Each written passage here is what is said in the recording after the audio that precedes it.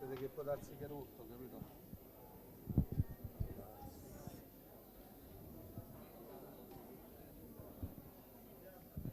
Prova, prova.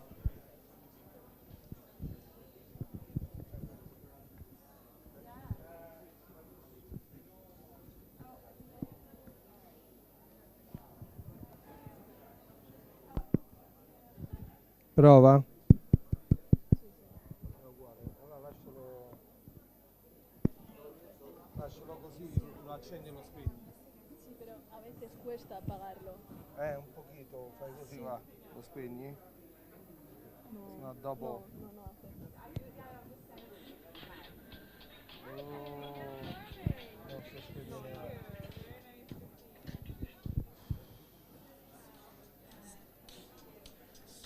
Nunzio.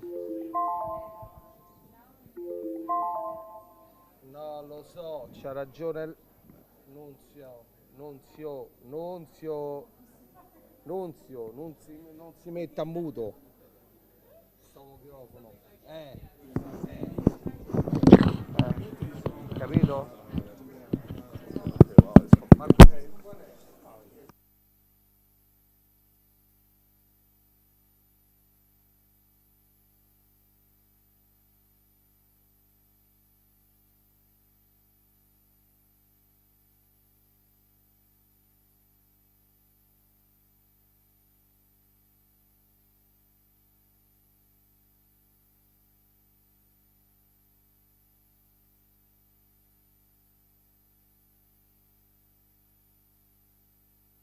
Oh, che te faccio? Mo che gli famo a questo?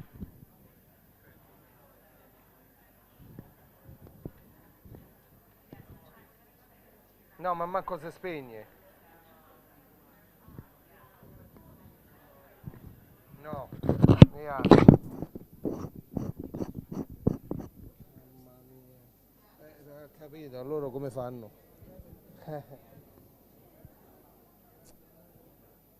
È rotto pure il coso qua. Non c'è niente da fare.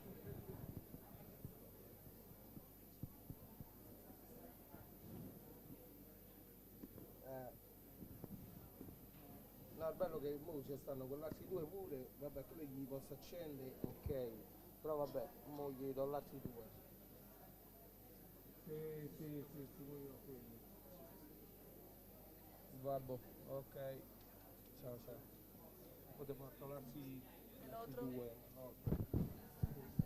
Questo è rotto. È Pero rotto quello. entonces, ¿y otros? ¿Cuáles dos? Ok. Pero uno no funciona. No, tutti così. Ok. Ya.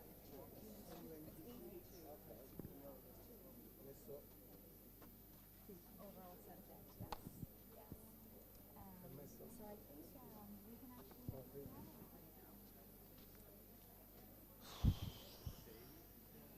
Not only, I mean,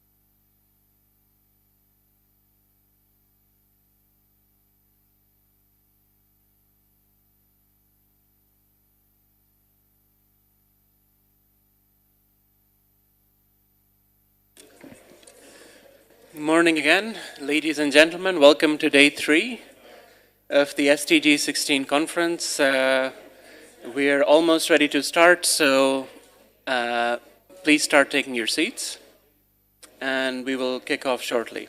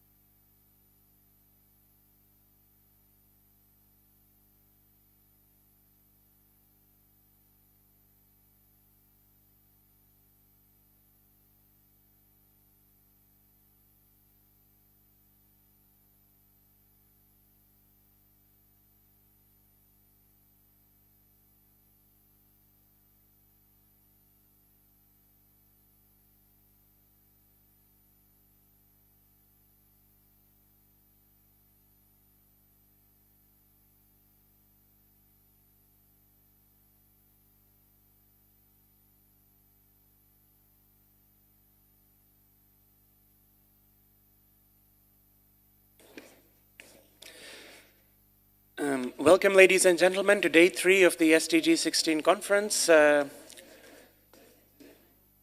format of the day will be switched up a bit, but we will start again with a plenary session to frame some of the issues that we will be discussing today. I would like now to ask Ms. Margaret Williams, Senior Coordinator of the 16 Plus Forum, who will be moderating the roundtable on addressing capacity needs and gaps towards SDG 16 implementation and follow-up, to take the floor. Margaret.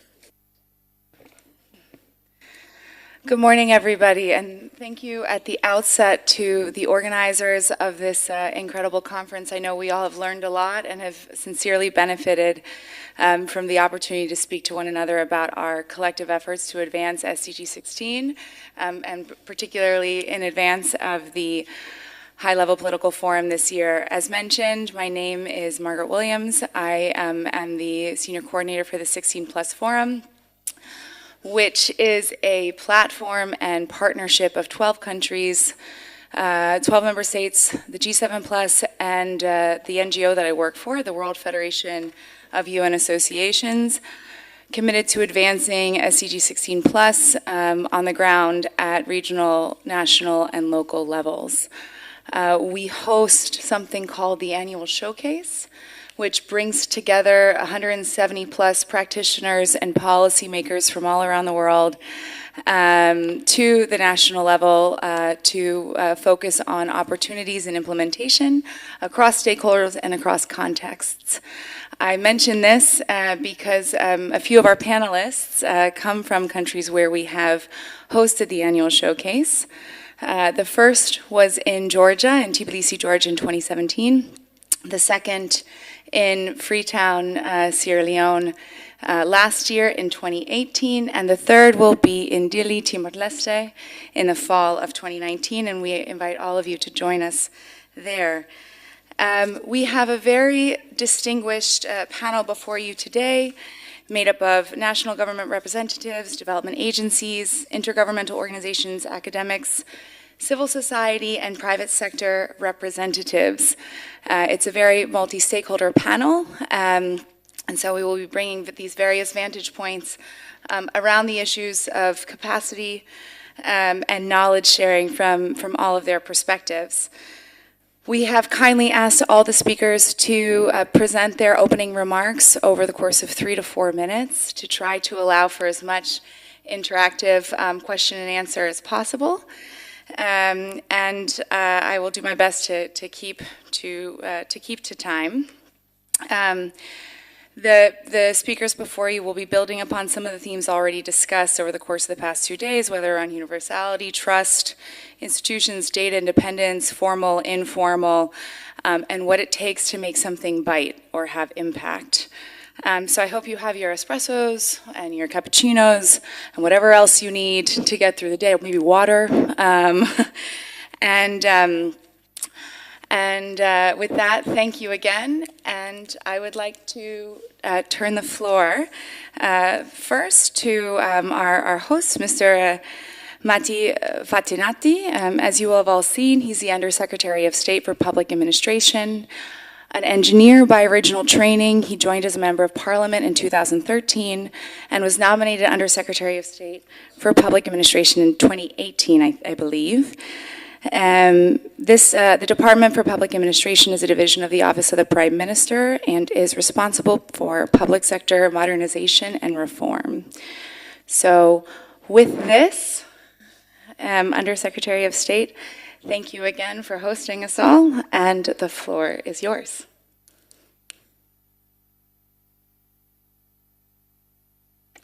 Thank you very much for your invitation. Just because I know that I got the 4 minutes, so I have to be quick. I would like to discuss about how a paradigm shift in the digital revolution. In Italy, we have a challenge. We have to digitalize our country. We have to build a structure for the digitalization of our company and our public administration. I think that everyone has ever lived or worked in Italy I think that he realized that we had a problem with the Italian bureaucracy. This is a very big problem and it's a very big issue. Now we have decided, this government decides that digitalization of public administration is important. If we consider our constitution says that local administration are independent, and so they can issue laws, they can afford the digitalization aspect by themselves. In a sort of way, we got a lot of local administration that have built in the years their own data center, their own database. So the problem is that we have a sort of lack of database that are linked together. We have a problem of interoperability. And this is a big issue that we have to afford. So what we are going to do in a sort of way to rationalize our data center, to build only one framework on the data center, so we have to build every app on it. The problem is that we are going to afford this problem, and so we are doing. So we have built a sort of,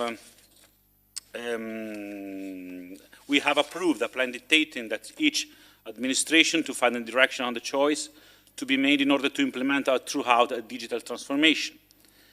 It's, we have sort of way we have begin a rationalization of the data center and the cloud migration of every public administration, and the adoption of a unique digital identity system and a single payment platform. One of the most important challenge steps concern our national resident population registers, named ANPR. In Italy, personal data now are widespread throughout 8,000 municipalities registers, and we have decided to put them in a single one register. That it means that today we have migrated more than 20 million of Italians of this national resident population register. That means more or less we have in Italy 8,000 municipalities, 4,000 municipalities, the 50% of our municipalities, it means the local administration have applied to this program. So I think that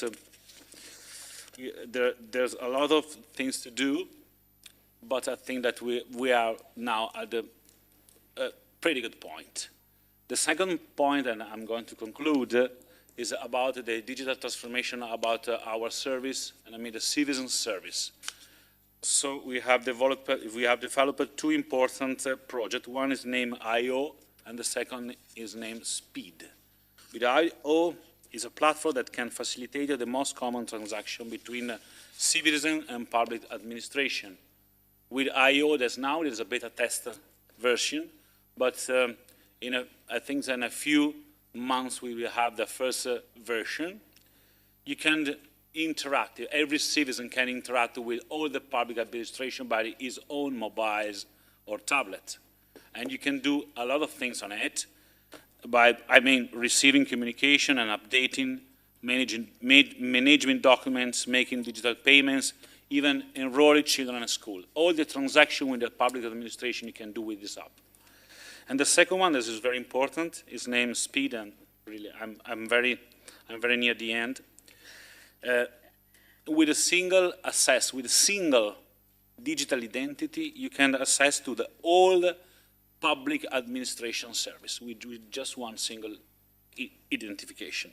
I think that's a step very important, but we have to put effort on it, and we have to believe, and we have to go on. Thank you very much.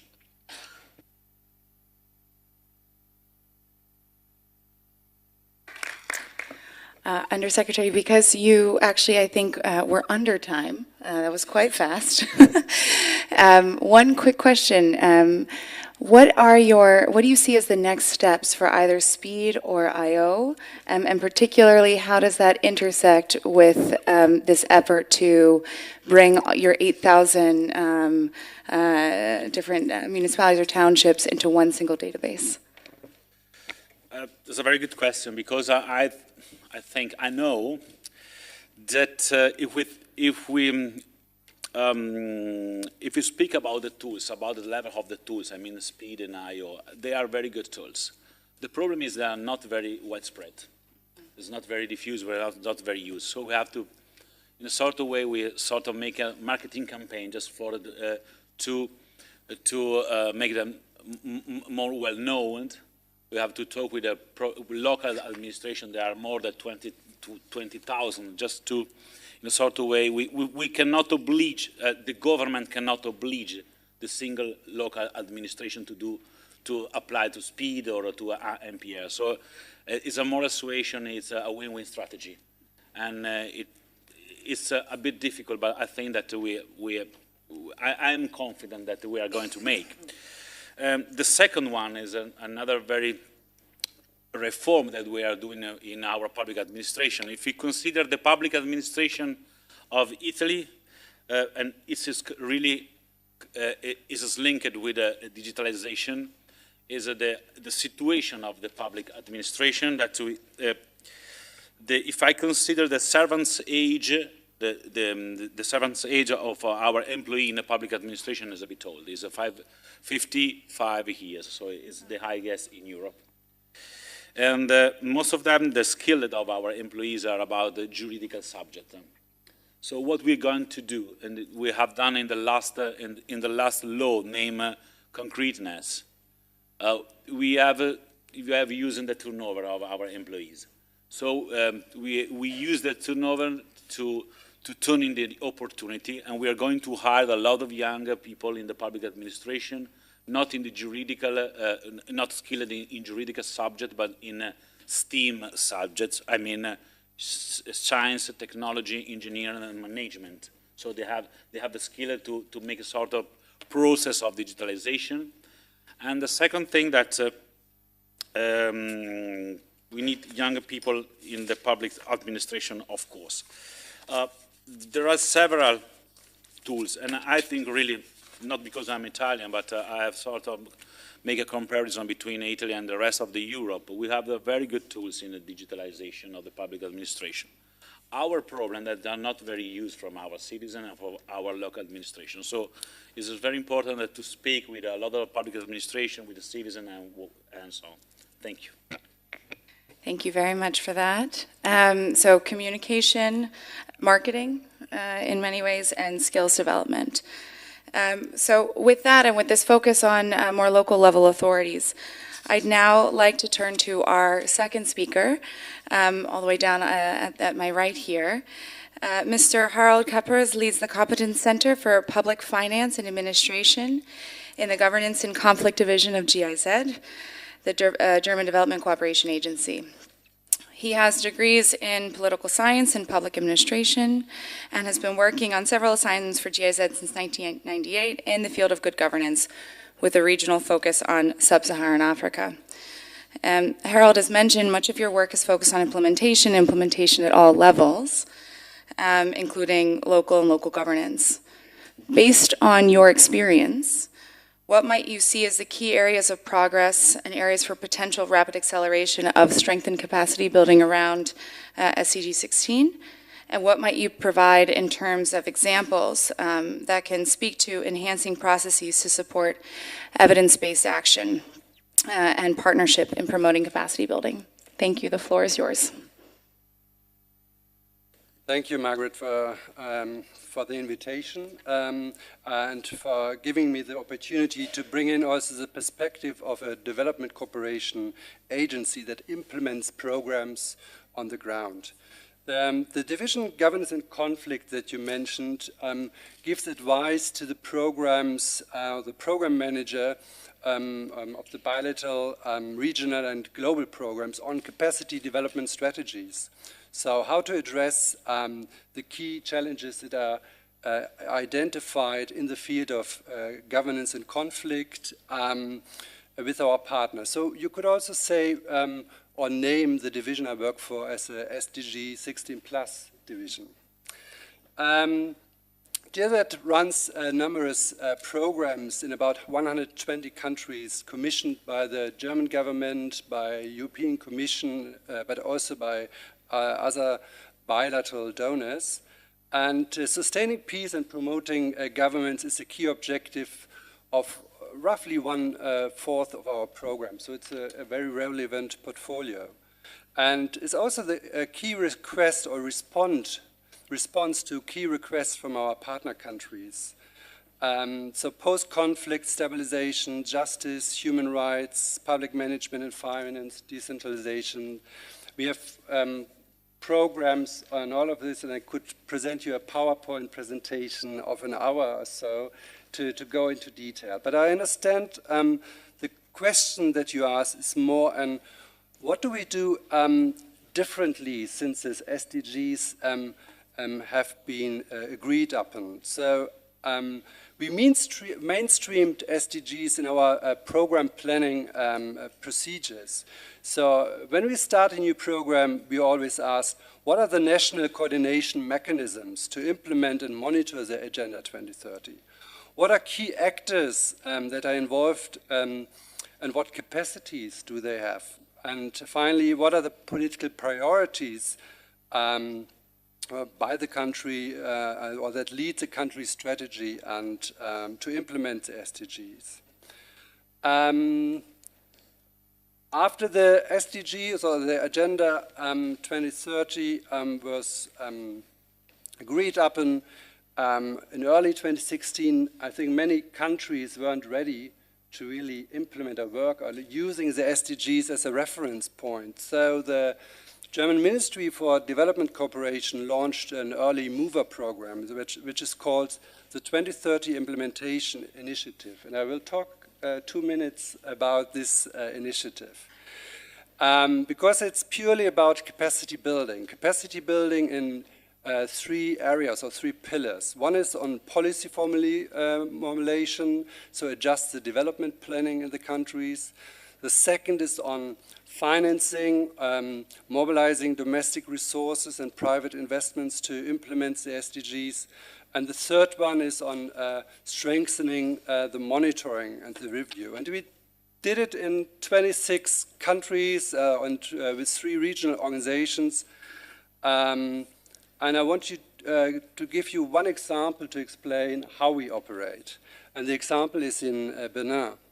In Benin, we support the government on 2 levels, on the national level and on the decentralized level. On the national level, we support the General Budget Division of the Ministry of Finance to analyze the annual budget against the 17 SDGs. So how much money they spend on each of the SDGs to include this information in the planning and execution and accountability processes.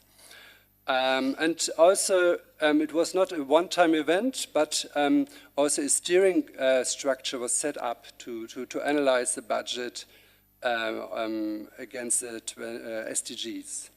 Also on the local level, the community development planning also integrated the SDGs systematically. And also in the process, there was new systems and accountability mechanisms established, also with civil society discussions on the different SDGs when setting up the community development plans. Let me end with one remark on how we operate and with recommendations, because you also asked for recommendations for the further process. You could see from this work in Benin on the national level and local level and working on the capacity of people, the capacity of strengthening of institutions, and setting up networks and systems. So we work on different levels. We have a multi-level approach. And in working on a national level and local level, this is what we call an elevator advisory approach. It is so important to link these different levels if you want to have an impact. So my recommendations from this practical capacity development perspective is make the SDGs an integral part of policy formulation, budget and finance processes and monitoring. Second, support countries as part of development cooperation to do so. The third one is to work on milestones, because we are now in 2019, and the Agenda 2030 time frame is another 11 years. But what do you want to achieve every year or within the next 4 years until the next SDG 16 monitoring will take place? So work on milestones on a global, national and subnational level. And finally, use a high-level political forum in July to get a realistic state of affairs with regards to SDGs. So use realistic data and evaluation on the progress and also on the regress. Otherwise, I think, yeah, we take the wrong decisions. So thank you.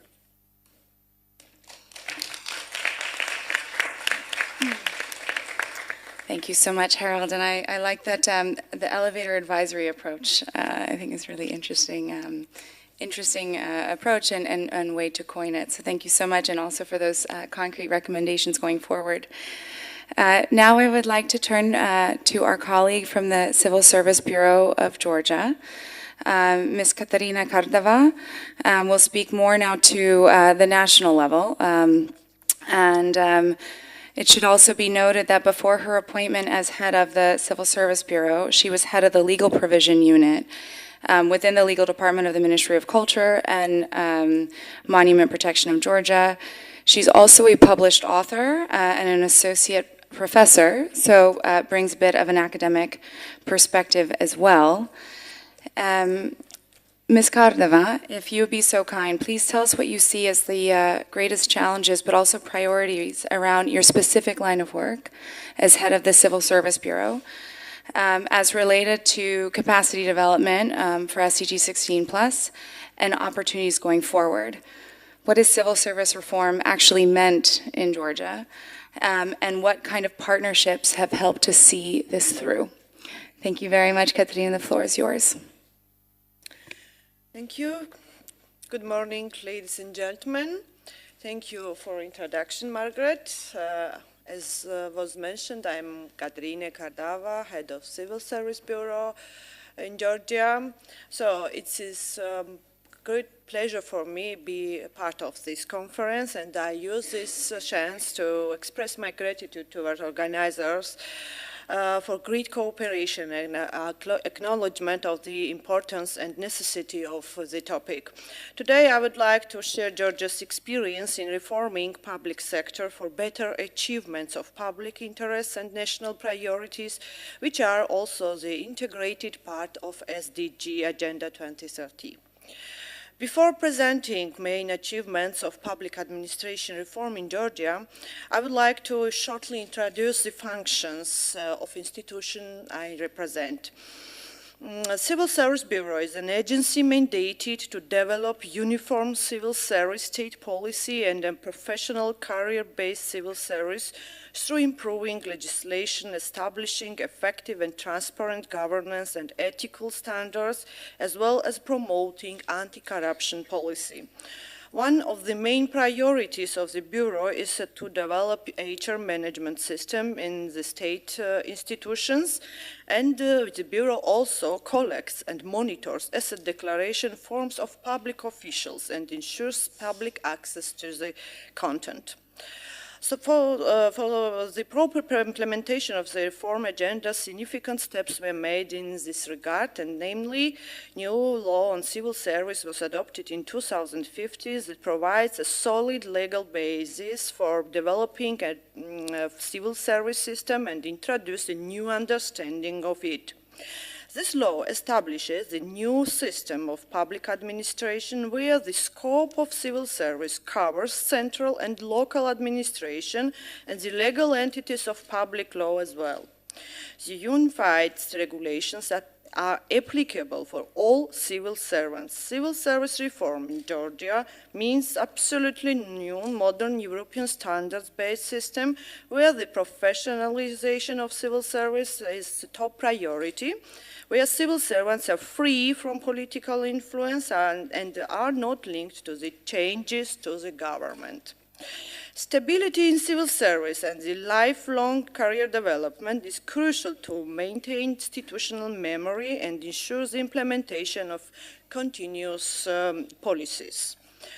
Huge steps forward is also the reforming salary system in Georgia from 2018. Georgia has new law on remuneration, and that covers regulations of basis salaries, bonuses, supplements for all categories of civil servants and political officials, including Prime Minister, and ensures transparency. Despite the fact the legal basis is at place, the most important is implement to regulation in practice. Lack of capacity of civil servants to implement policies remains as a challenge. Besides, the culture of civil servants has to be changed as well. Because we come from the country with Soviet past, we have to double our efforts to implement SDG 16, and means that we need to change the culture and implement the reforms in parallel. Civil service reform greatly contributes to the implementation of SDG goals and targets, so it is crucial to raise awareness not only among the civil servants but also in wider public. We have to speak about SDG goals everywhere, in academia, schools, in media, even in social media, in order to inform every individual and let them be involved in the reform process. Thank you.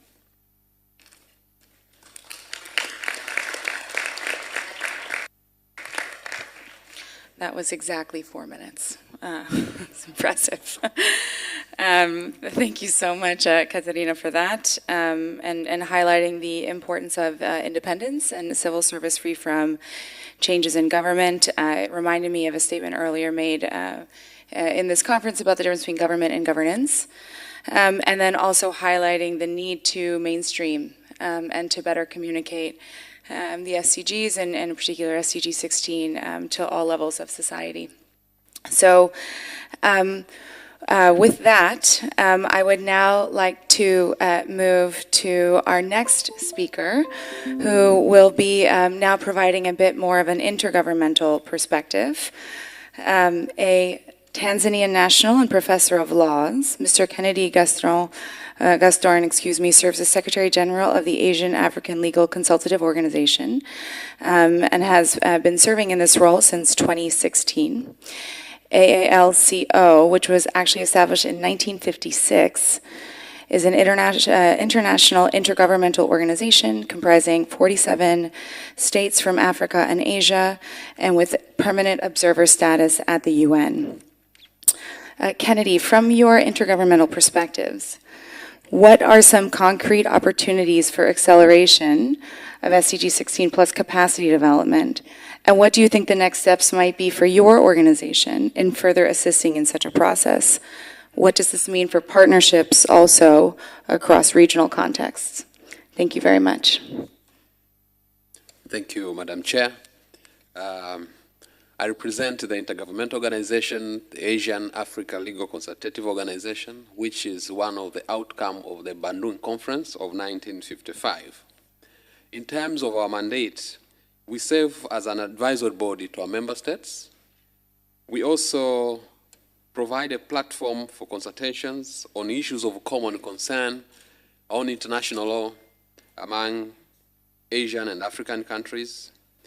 We present views of our member states to the United Nations, especially United Nations International Law Commission. We also do capacity building in various areas of international law to our member states. In terms of our current working program, you'll notice that we do have topics that goes to the root of the SDG 16.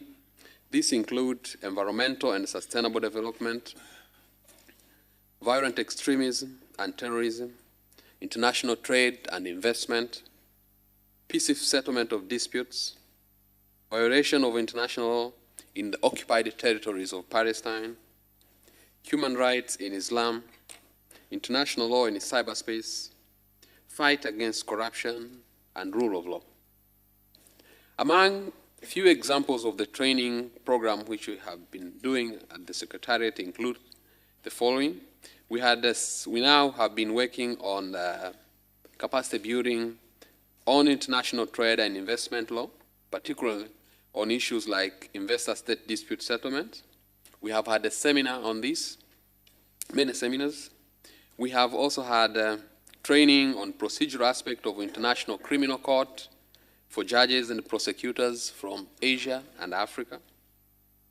We are working on international cooperation on a cyberspace, focusing, among others, on issues like cybercrime, together with the UNODC.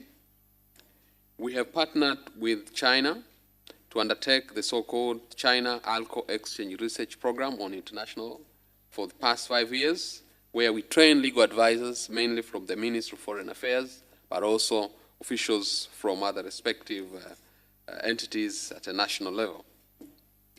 We do provide soft laws, which we believe are necessary in achieving SDGs.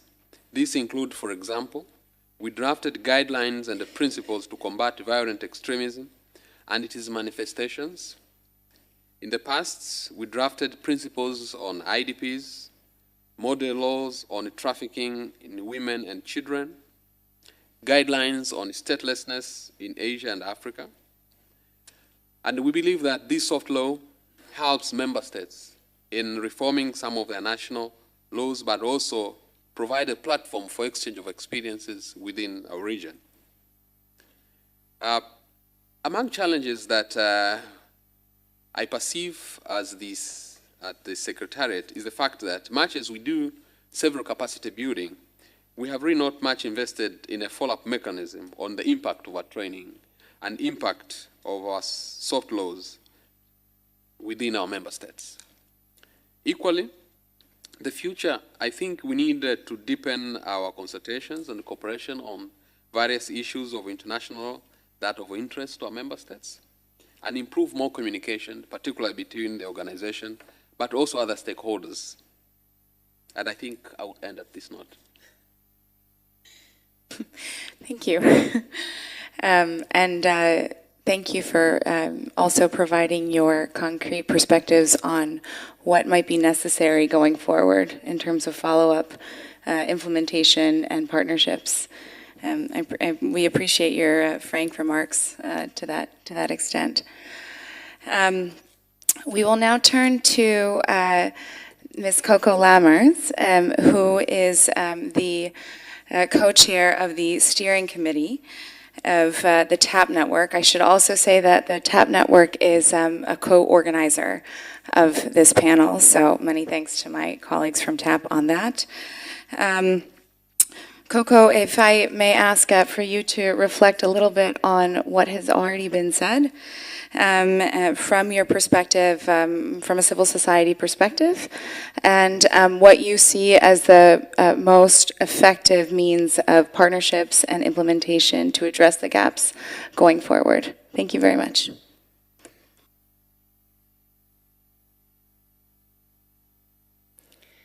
Thank you, Margaret, and good morning, everyone. It's a pleasure to be here to give a civil society perspective on this issue. So TAP has been working on, thinking through this issue of capacity building and how to really scale up kind of civil society's capacity on SDG 16 implementation, and especially focusing on kind of how do you actually reach the most at risk of being left behind in this kind of implementation agenda. So we recently conducted a series of consultations to identify some key capacity gaps at the local, national, and regional and global levels. And there's a forthcoming paper that seeks to analyze some of these main gaps, challenges, and needs for additional capacity development to support civil society, specifically working around SDG 16. It also provides some recommendations on how to address these capacity development issues going forward, and in doing so to accelerate progress. So I'm going to speak a little bit about current civil society capacity gaps and challenges that we found through these consultations, and then offer a few recommendations for a way forward to help narrow these gaps and some practical ideas for how we can actually make progress on this. First off, to say that there are actually a number of civil society capacity gaps that were identified through this process at all levels, but I'm just going to summarize a few of them. So first, the reporting with global monitoring and review mechanisms is really challenging for a lot of these constituents. There's a dearth of capacity development workshops, trainings, resources, and tools for civil society at all levels. A limited number of convenings and consultations that facilitate multi-stakeholder exchange and learning. And, some of the voluntary national review processes haven't been as inclusive as they could be. Data collection and aggregation gaps exist, and often there's still limited awareness of SDG 16 targets, processes, bodies, and work. And there is a lack of funding and ability to access and manage the available funds that do exist for implementation exercises. And then, there are global trends towards shrinking civic space within countries that have really kind of changed the way that civil society can engage in some of these processes. So how do we scale up capacities for SDG 16 implementation? First, we really need to build up on our collective knowledge, and I heard that mentioned early in the panel today. One of the things that TAP has been doing is to help develop some capacity building resources and tools, and I'm sure that lots of other civil society organizations have done the same.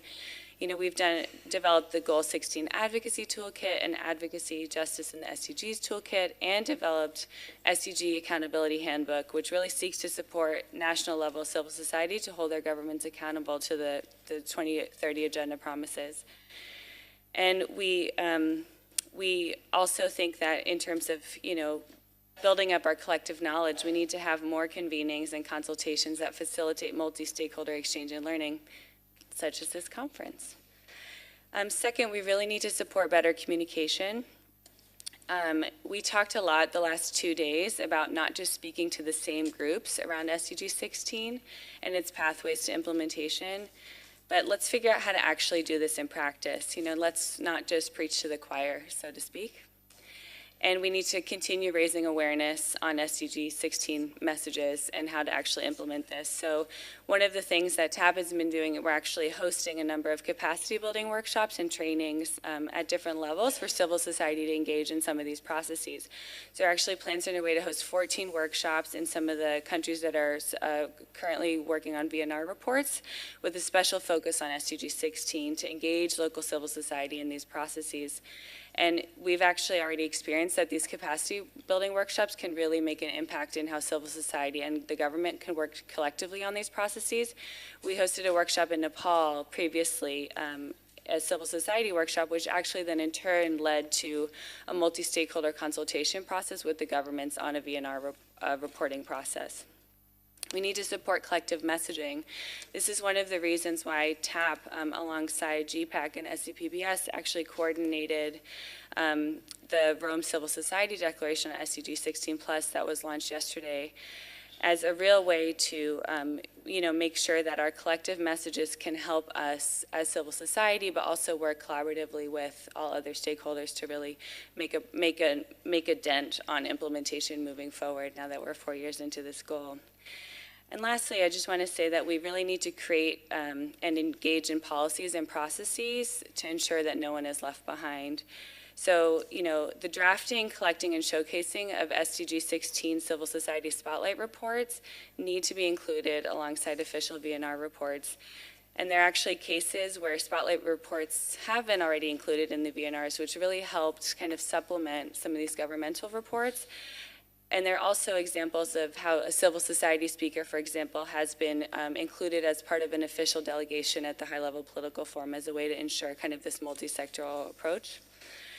And in addition to collecting, government commitments on this issue, I think that civil society can collect commitments too. So one of the things that TAP has been doing is working through our partner membership model is to actually ask them to come forward with a specific commitment on SDG accountability and how they're going to engage in SDG 16 moving forward. And we're also creating a platform to actually show these commitments moving forward so that it can kind of supplement some of the commitments that are coming through from the other actors in this space as well. And yeah, so I just want to end briefly by saying that despite a number of the capacity gaps that were identified through these consultations, and there are a number of recommendations and opportunities to narrow these gaps, which will be highlighted in this forthcoming paper. But generally, there are a lot of creative yet practical interventions and solutions that can be utilized to really make progress on this. And lastly, I just want to say that, governments, multilateral institutions, and the private sector can actually also lean on civil society to develop their own capacities on SDG 16 implementation. One example is on, SDG 16.3, where actually civil society has been leading on civil justice space. And so leaning on, civil society for thinking about how to really expand civil justice and think about including that in a more holistic way. So we don't have to build capacities around knowledge, communication, and strengthening policies and processes alone. We just have to ensure that we keep the principles of leaving no one behind, partnership, inclusion at the heart of capacity building for SDG 16 implementation. Thank you.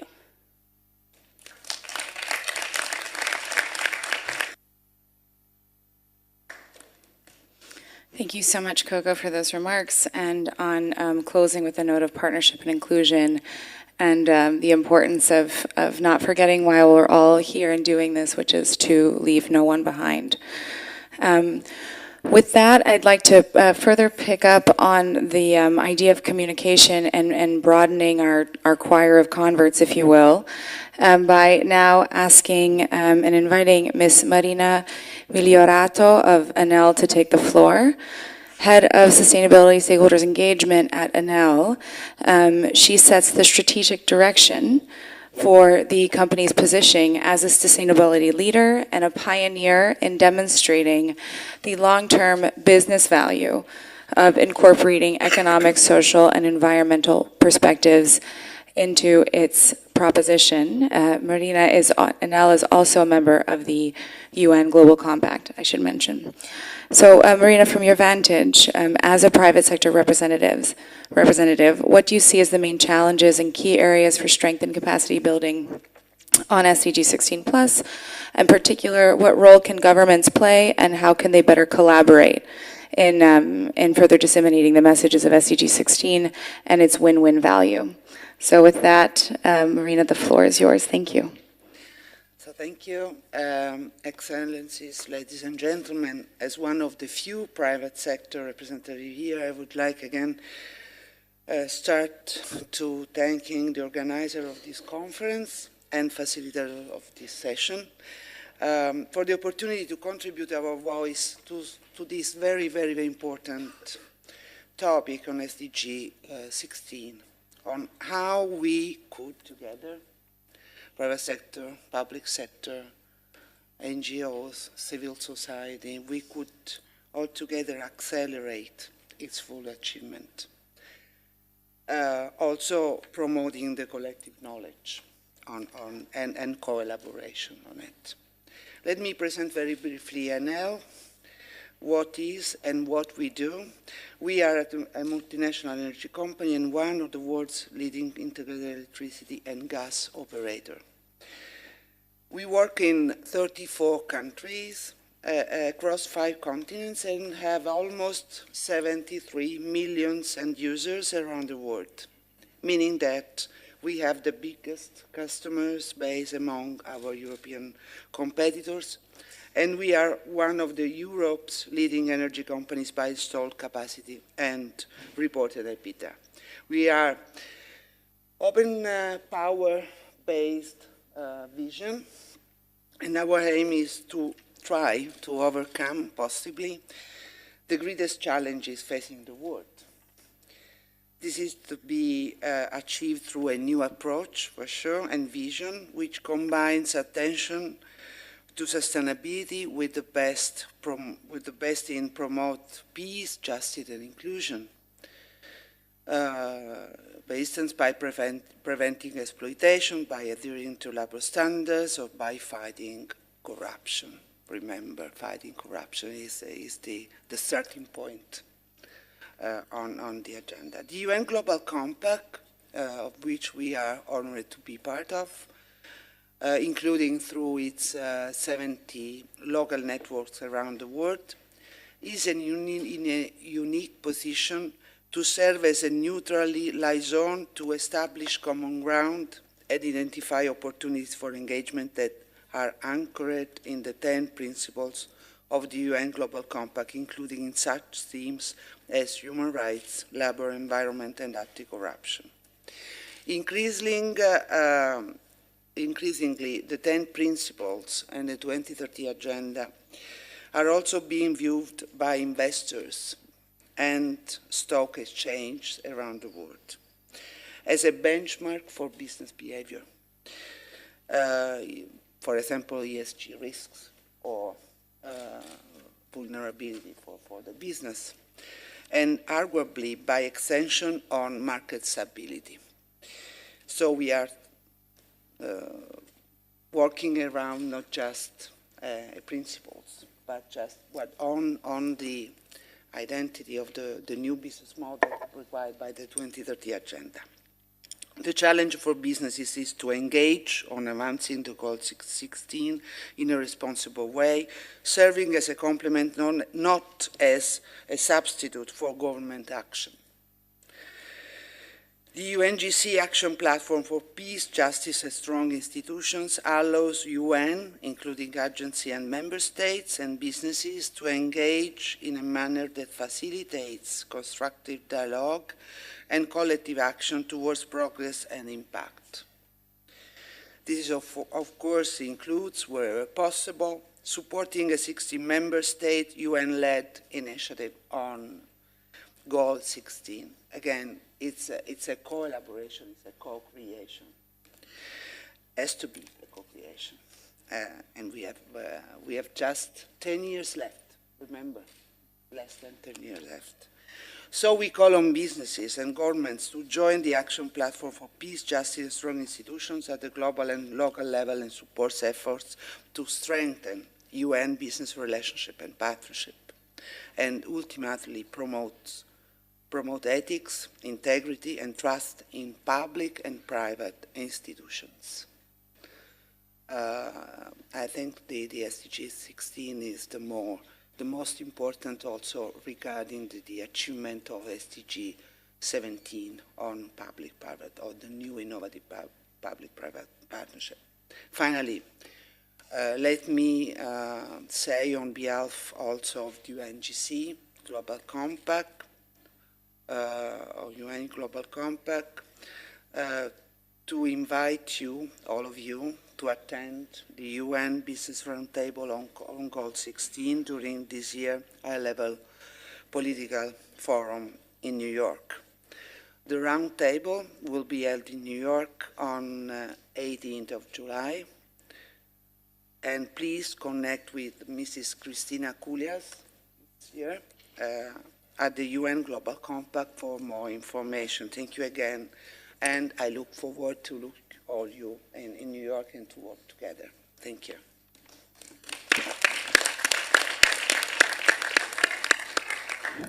Thank you very much, Marina, for those remarks on the role and interests of the private sector, as well as the ideas of ethics, integrity, and trust in institutions. It is now an honor and privilege to turn to our last speaker, last but certainly not by no means least. I would like to introduce Aurelio Guterres to close this panel. He is currently a senior advisor to the foreign minister of Timor-Leste, but is a former foreign minister himself, following a distinguished career in government, civil society, and academia. So he brings various perspectives, various multi-stakeholder perspectives to this panel. Further, Timor-Leste, as many of you know, is presenting its voluntary national review at the high-level political forum this year for the first time, with SDG 16 at its foundation. Therefore, it is, in particular in such a setting, we thought it all the more relevant to ask Aurelio to provide the closing remarks for this panel before then opening it up to the floor, and his thoughts on the greatest challenges, but also recommendations for what it means to take Goal 16 forward across all levels in terms of capacity development, knowledge sharing in his particular context. So, Horacio, with that, the floor is yours. Thank you. Thank you, Margaret. Good morning, everyone. I think Timor-Leste, everybody knows, especially international agencies, that a country that just recover from a long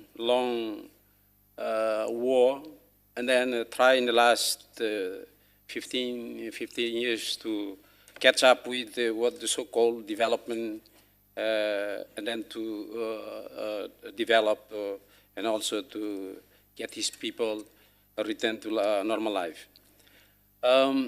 SDG 16. I think this SDG 16, we can, it means, in our experience, it covers all the other SDGs. From Timor-Leste experience, what we have done, or since the adoption of SDGs 4 years ago, Timor-Leste has been very active, particularly in the promotion and implementation of SDG 16 through our national development strategies, programs, and implementation on the ground. Even though we are working on that direction, but we are facing challenges, especially in terms of coordination, in terms of integrating the SDGs in the national programs at the implementation, particularly at the grassroots levels. One of the, or some of the challenges that we're facing, particularly we see we have weak institutional capacity, human resources, and building accountable and transparent administration. I think these are some of the aspects that we are facing. In our entire formal justice system, we have only dozens of judges, public defenders, and also prosecutors. So this situation causes delays in hearings, and then leading to overcrowded prisons and also sentences detainees. In terms of access to formal justice system, it remains a challenge for the majority of our population throughout the country. Land laws regulates land ownership and guarantees that traditional practices are non-discriminatory and ensure gender equality. 90% of our land, we can say that is still based on the customary land tenure system, and most are not still formally registered. This is also another big challenge for us in terms of implementation of this SDG 16. Violence against women, domestic violence, is still, especially against women and girls, remain high in our country, including corporal punishment at schools. These are the issues that we continue to work hard and to fight against, so we can eliminate these practices. The violence is still common among also young people. Most of our population, we can see that is a young country, but with also young population. In terms of fertility rate, Timor-Leste the highest in the world, on top of the world. And average women in Timor-Leste is 6 or 7 children. And the job opportunities is a challenge too for our country, especially for among young people. Corruption, of course, at yesterday and before yesterday, all throughout this conference, become a topic that everyone talk about. In Timor-Leste also, among the private sector as well as in the public servants. So this is issues that we are trying to work and then try to resolve. In the meantime also, even as I said that we just recover, but we are working hard in terms of catching up with the development, and then progress has been made in terms of the implementation. We have been emerged as a democratic and peaceful country, building on reconciliation and inclusion that underpin stability and creation of a conducive democratic process. Internal and regional reconciliation is our top priority. Post the restoration of independence, we concentrate with our regional neighbors, especially Australia. And also everyone knows that Indonesia, we have been fighting against Indonesia for 20 years, but 24 years. But in the end, we have to sit together and then to discuss. As yesterday or the day before yesterday, Secretary General of G7 Plus pointed out about the experience with Indonesia and becomes a model, especially in the G7 Plus groups. We adopted key legal frameworks to promote inclusion, representation for women, youth, the population, in majority, especially senior citizens, through a budget that can guarantee the livelihood of our population, not only in the cities, but also in the rural areas. We have made great commitment to, on G7, on this SDG 16, working on promote peaceful, just and inclusive societies through our leadership. And we are very active, as I said, on G7 Plus group. We strongly promote culture of democracy, of media freedom, and also political diversity. Our status in terms of improved from party free to free, the political rights rating improved from 2 to 3. So these are the progress that we made in the last 10 years. Our security sector reform, probably especially international organization knows that after 2006 crisis, we face our police, our military, we have a big problem, but through the security reform, we're able to restore. And then through our support of development partners, civil society, especially NGOs, international community, we're able to train the police force and also the military force in terms of human rights in their daily tasks. Another project that if I can also use to this opportunity to present here, we went through a smooth transfer of power in the last 2 elections. I think, although we have a political impasse, but we are able to conduct our election in a peaceful way. Electoral turnout is very high in Timor-Leste, over 80%. So people are very, especially among young people, 60% voters aged between 70 and 30. Since the restoration of independence, Timor-Leste has had 4 democratic, peaceful election processes. In relation to human rights, we have great progress in complying with the human rights standards and norms. We have established our National Commission for Anti-Corruption and also for human rights in the country.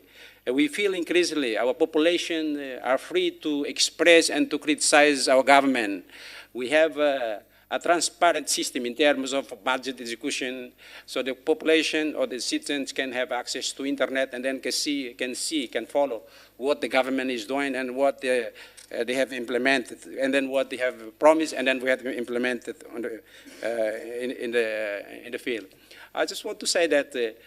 Before I conclude, I just want to say that SDGs, Timor-Leste are very, very committed to implement SDGs. This has been integrated into our national strategic development plan.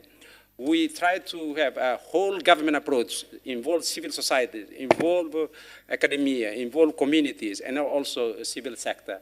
We believe that we can achieve that goals, but although with these challenges ahead. Again, I'm very happy to have more discussion later. Thank you, Margaret.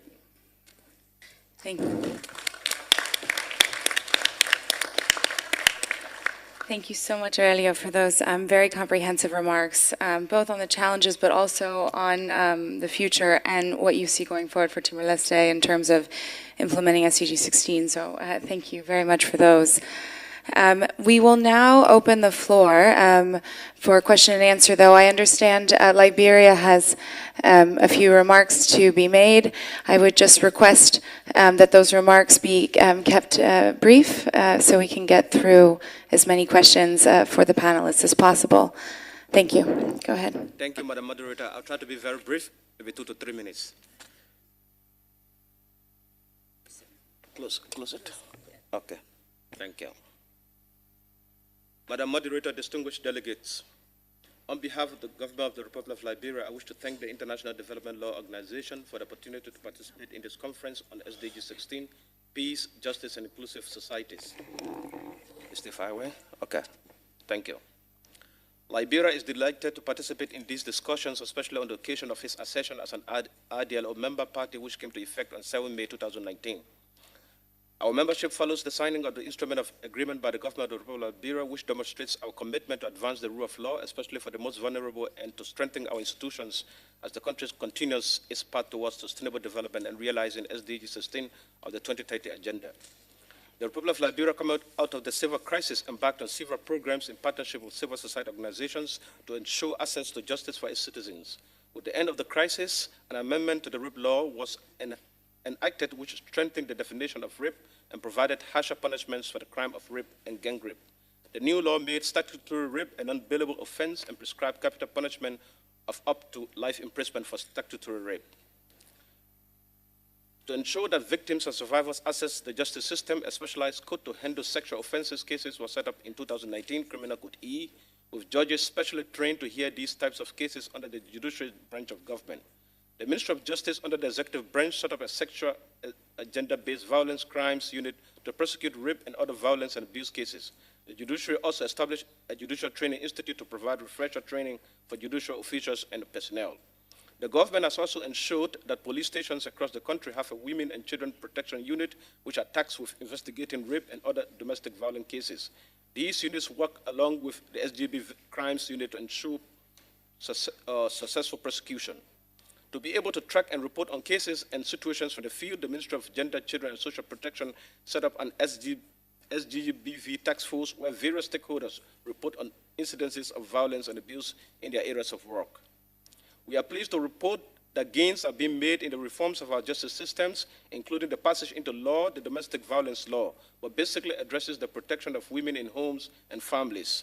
And currently, there is a domestic relations bill which is more holistic and covers the entire issue surrounding the protection of women from all forms of violence.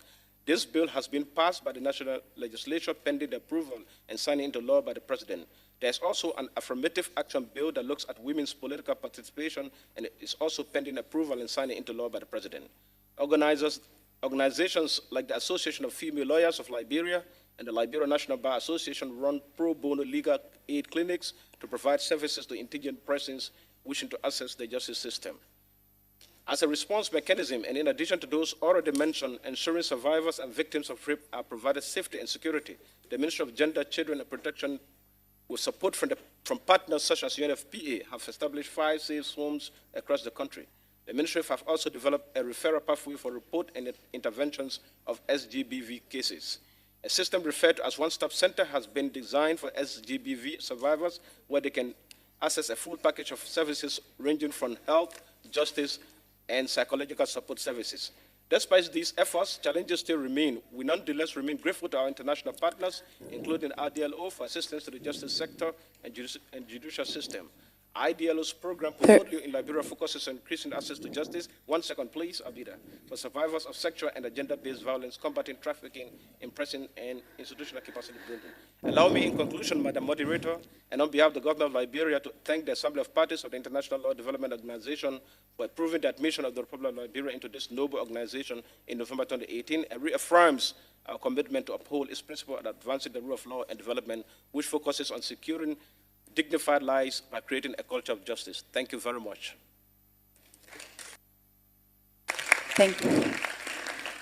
Thank you very much for those remarks, Representative from Liberia. I will now take a couple questions from the floor. Please do make them questions. We do have some time left, but the more questions, fewer statements, the better. I've also been asked to mention that there is now coffee outside. Please don't leave the room, or if you do, just come right back.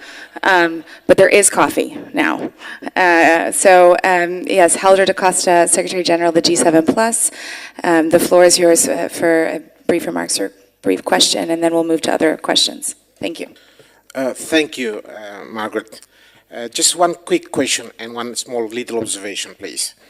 My question to panelists, especially for those who come from countries themselves.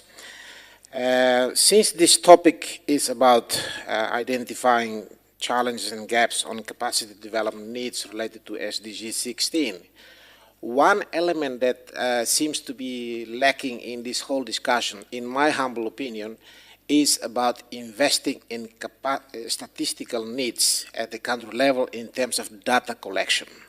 I just wanted to see the reaction from the panelists, including former Minister of Foreign Affairs from Timor-Leste and others representing countries here. What is your take of this element in terms of investing capacity? Because the reason is that we, the little G7 plus, we are also facing hardship in terms of implementing and monitoring the SDG 16 in terms of targeting the indicators. Now, there are 24 plus indicators globally, but with the little G7 plus, we only identified 20 indicators out of these 17 goals. That's first. The little observation. Thank you, former Minister from Timor-Leste, mentioning about the championing of the SDG. In fact, I wanted to share this to this audience as well, that 20 countries of the G7 plus have already included SDGs, in fact, in their national development plan. That is a fact. However, for the upcoming high-level political forum, 5 countries of the G7 plus are presenting their voluntary national report. And I'm so pleased to see that over the past few weeks, there has been some consultation at the national level. This is about the importance of having the national dialogue in the lead up to the high-level political forum. And those countries who have already conducted the national consultations are Central African Republic, Timor-Leste, Sierra Leone, Cote d'Ivoire, and Guinea-Conakry. Thank you very much, Madam. Thank you very much, Secretary General. I'd now like to turn to TAP, and I see one more question in the back, and then we'll go to the panelists, and we'll desperately try to get through a second round as well. Thank you. John. Yeah, great. Thanks, Maggie. And I'll be as brief as possible because I want to echo the comment from our colleague from the G7 Plus around the data challenge.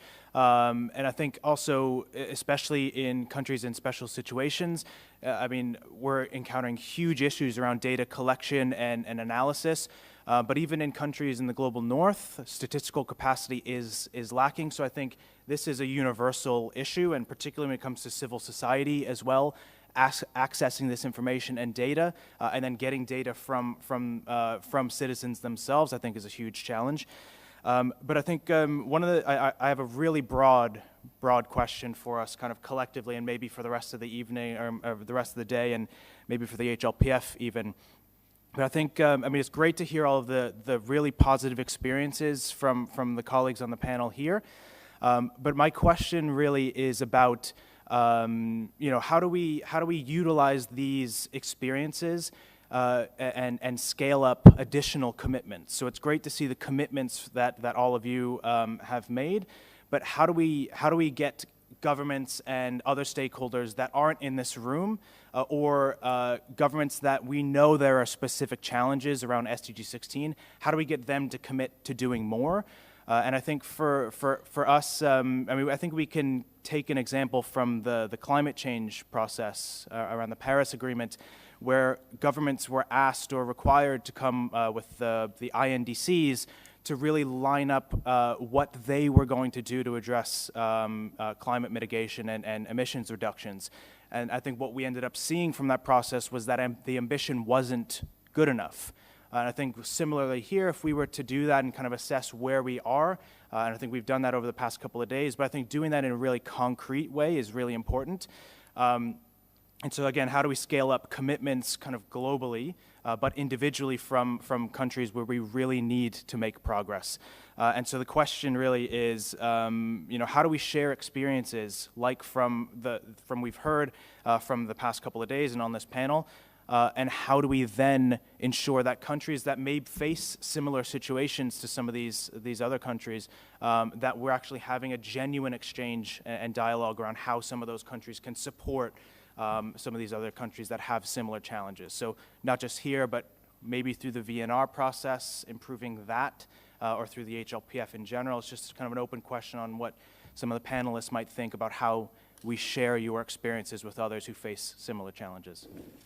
Thanks, John. In the back, please. Thank you. Just introduce yourself. Abigail Ruane, Women's International League for Peace and Freedom, and the Women's Major Group. Thank you so much for this really fabulous discussion on the panel. The Women's Major Group has been calling for member states and the international community to identify and support concrete actions that promote policy coherence across all action addressing gender equality and structural obstacles to ensure that the SDGs truly benefit those who are marginalized and systematically excluded. So my question is for Mr. Harold Cuppers. It was particularly interesting to hear about the initiative to address how budgets address the SDGs in an ongoing fashion with civil society. However, we've also heard in this discussion this week that SDG implementation has primarily focused on alignment or rather than coordination, sort of a justification of business as usual, but rationalizing existing work under the SDGs. I have two questions. First, is the budgetary process you mentioned forward-looking in terms of focusing work and promoting a joined-up approach that changes the way priorities are developed? And second, does it integrate gender, peace, and environment impact assessments in order to strengthen and prioritize these actions for people and planet? Thank you. Thanks so much, Abigail. So now we will turn to our panelists. The questions broadly summarized are around NSOs and data collection, statistical needs, scaling up commitments through HLPF, VNRs, but also just nationally, as well as a specific question around budgetary processes and gender, peace, and environment metrics. So with that, I will ask maybe Harold for you to be, as you were asked a specific question to start us off, and then perhaps we can just go down the panel. No need to answer all the questions, just pick one if you'd like, and then we'll try to get in a second round. Thank you. Thank you, Margaret. With regards to the first two questions on the issue of supporting national statistics, this is definitely a topic that we support in several countries. You can see this fact sheet that I distributed here on the 2030 Implementation Initiative, and there you can see the countries where we cooperate with national statistics institutions on improving SDG statistics. On the question on how to integrate the gender perspective in our work on the improving the SDG implementation, and the question was twofold. One is this really, has it changed the planning process and budgeting process, or is it just a form of alignment? Well, I'm a bit reluctant to respond to it in a global response, because there you really have to go country by country and see what has it changed. What I can say is that the process as such is more inclusive. So if you now discuss the planning process, for instance, in Benin, yes, there's more discussion with civil society on how the budget leads to achieving the different SDGs. So there is this kind of better interaction, better information of civil society stakeholders, which was mentioned also by other panelists. About the outcome, this would be something to be analyzed or evaluated in depth. So I'm reluctant to give you a very positive answer without having the details. We have another advisory approach, which is gender budgeting that we supported, for instance, in Burkina Faso, and I think in Tunisia. It's also an instrument that is used. So there are countries that improved also on gender budgeting.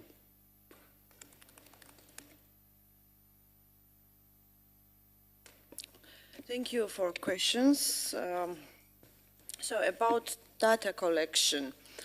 As I mentioned, I represent Civil Service Bureau in Georgia, and that's why I will be focused on this data, what we collect for achievement, for achieve our goals. So I will talk about data, what we are collecting for capacity building, for improvement capacity in our civil service. This is data from each public institution on central and local level, also entities of public law. They are given to Bureau information about needs, what they have in terms of capacity, and we are collecting this data, but now we are working on electronic platform for collect this data and analyze this data, because part of this data to us comes paper-based. So, and second question, as I understood, was about sharing experiences between countries. And I think that Georgia has very good experience in this platform, because we are member of many platforms of cooperation with similar agencies. We are partner of Network of Integrity. We are close cooperation with our partner countries in the region, also with Kazakh government. We have special partnership. We are so-called Astana Civil Service Hub member. And any achievements, any questions, any experiences we share with each other. And I think that this is quite good possibility to cooperate together and achieve these goals. Thank you. First, in regards to the first question on data,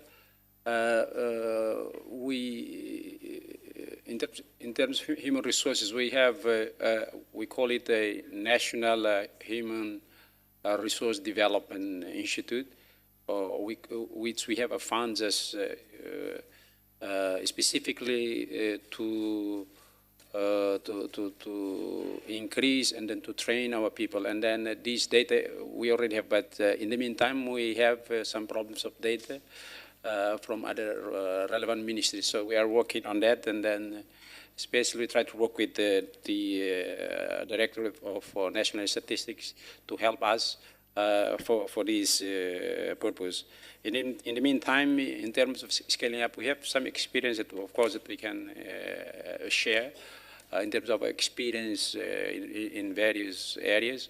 As you know that we are very active in G7+, in particular, to share experience in terms of reconciliation, in terms of national dialogue, in terms of grassroots dialogue.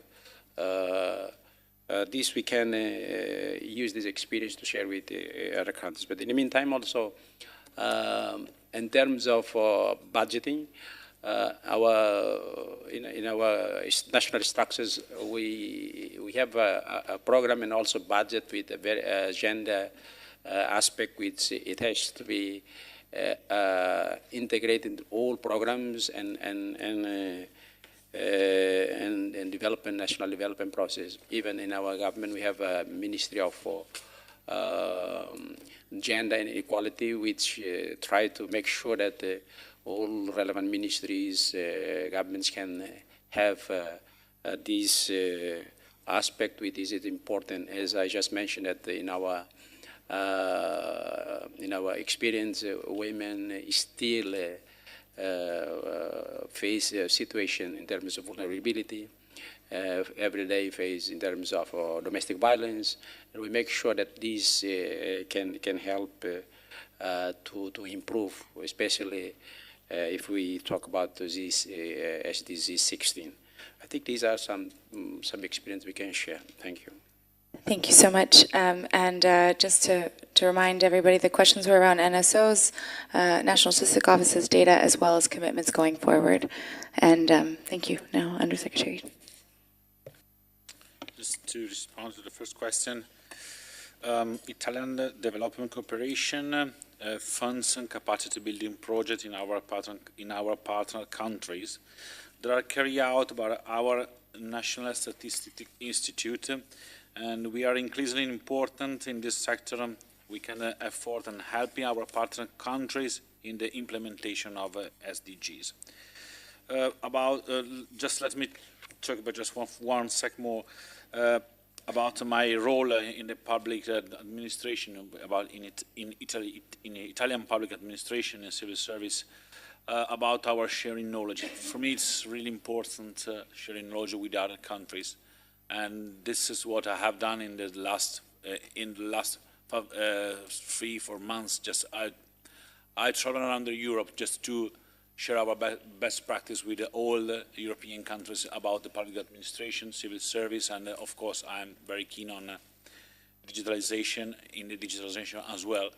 And I think this is a path that every country should look after, because I think it's very important to share our best practice and be in contact with other countries. Thank you.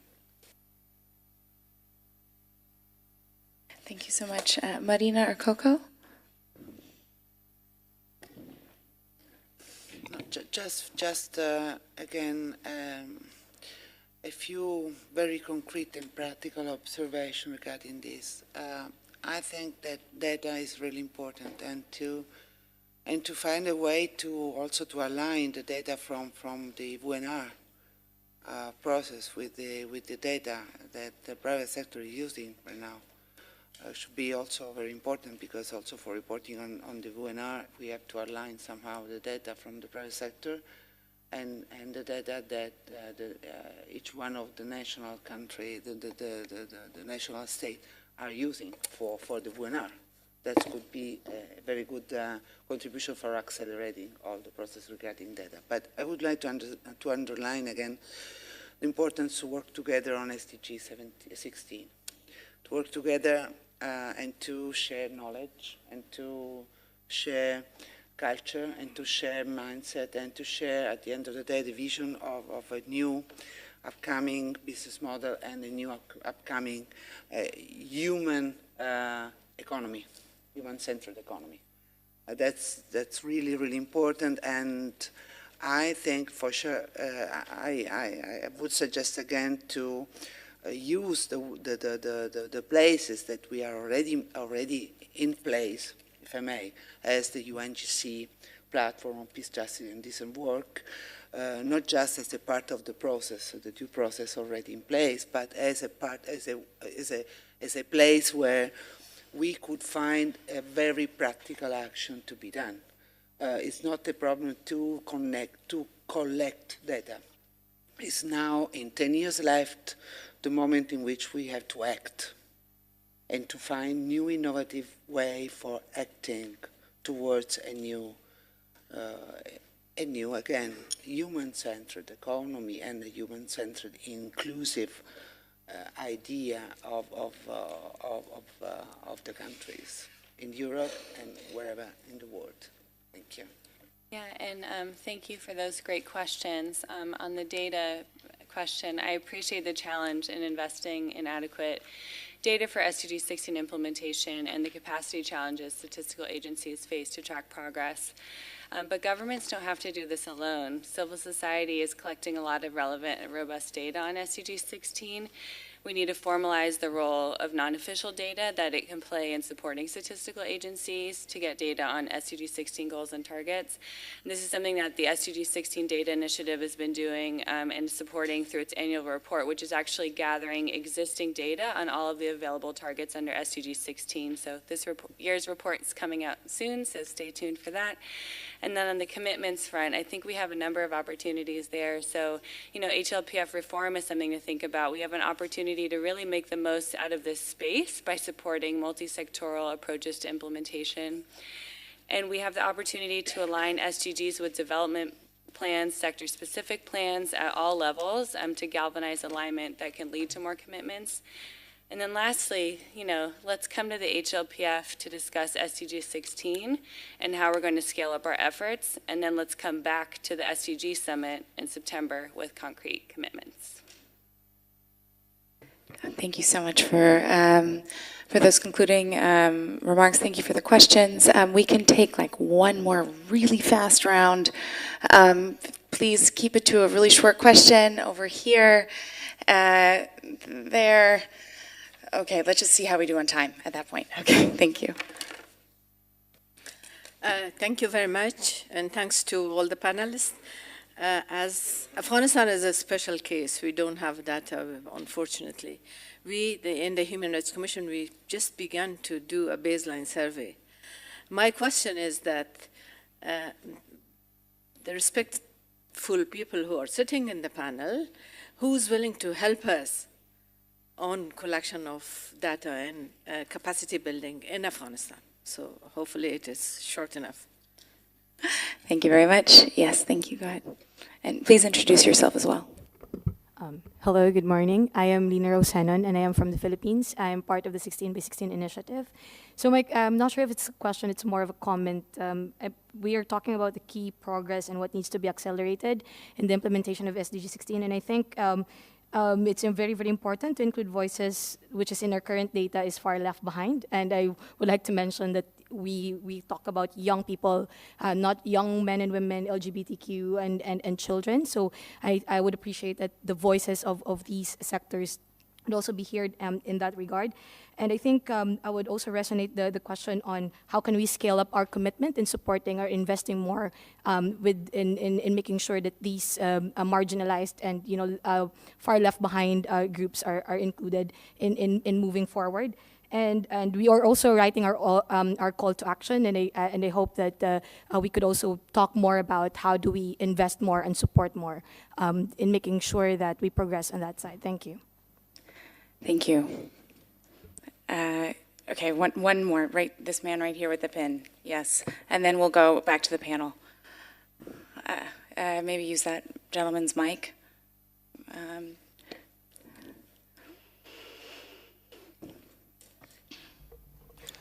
So, it's fine. Okay, thanks. Sorry. Scott Stearman, I represent the NGO major group here, run Human Rights Cluster for in New York, and there's a quick kind of meta capacity question for anyone on the panel.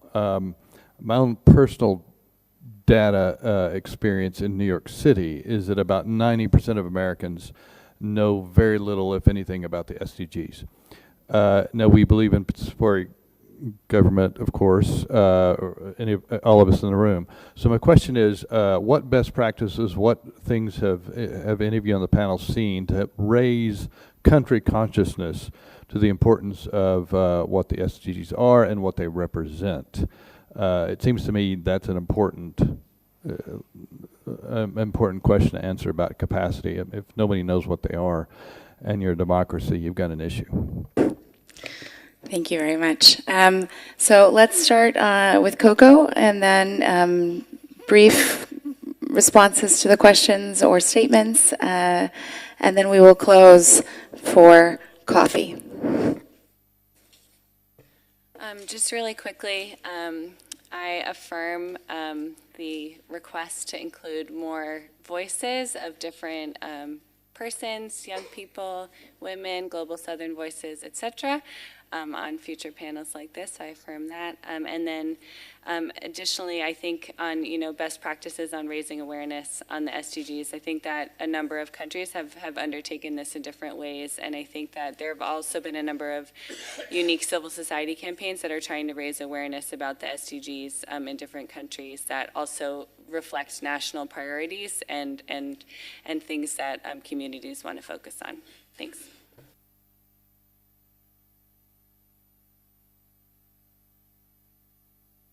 As Italian, so it's an advertisement, right? But look at the ASVIS, is the Alliance on Sustainable Development in Italy, and they started 2 years ago here in Italy, and they are now running the second festival on sustainable development in Italy. They have more than 200 very big organizations, from the industry association to the environmental association and so on and so forth, and they are running right now the second Italian Festival on Sustainable Development on SDGs, and also the Prime Minister Conte will open this festival. This festival lasts for 15 days. Have a look to a website. I think that is a part in English, and I think it's a very good experience because, you know, in Italy we are not used to be benchmark right now regarding that. But right now, this experience of this big NGO alliance of NGOs and other associations is really fruitful and very, very impressive.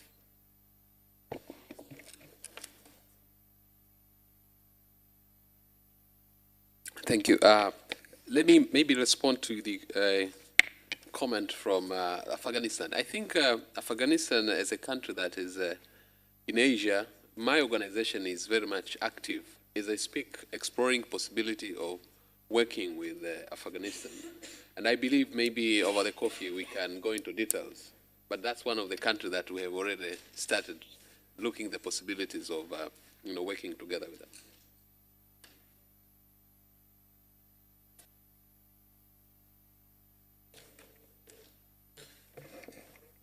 Yes, just a couple very, very quick answer. In Europe, we have found that sometimes if a country begin from zero to implement some device or some technology, sometimes it's a very good point where we can begin. So in a special way, if there are several countries that are more skilled about this technology, so in some cases it works. So I think that if there is some country that wants to take some data by Italy or about our government, or just to share our best practice and maybe to implement a lot of technology all together, we are really happy to, in a sort of way, to implement all the technology all together. And the second one about the education of our citizen and the knowledge about SDG program. This government wants that the knowledge of our constitution must be studied at school. So reintroduce then 1 hour per week where our schoolboy can study our constitution. I think this is very important in order to to improve our constitution and all the constitution of other countries and more their own capacity to understand the problem of our world.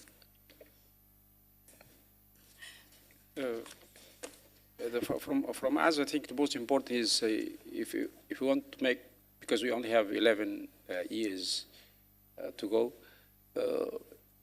it has to be at national, but most importantly at subnational, particularly community participation in the whole process. But without community engagement in this whole process of what we are discussing today, I think these are the things that we have, because it is in the end, it is for the community, for our people, those that the more need in terms of development. Thank you. So, regarding question or remark from Afghanistan, personally, if your interest is data collection or reform in civil service, so we are ready to share with you our experiences and nearly present a system of civil service what we created several years ago. And about raise awareness about SDG goals, I remember that next week in Georgia, in one municipality, in Ambrolaure, there is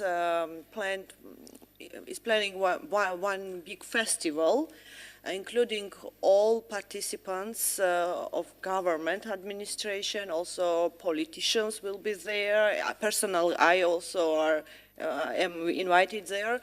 And we will So there will be events to give information about SDG goals, our municipalities, our society there, and share also good experiences about reforms. So I think that events also in regions are very important to involve everyone in these big reforms and big plans what we have together. Thank you.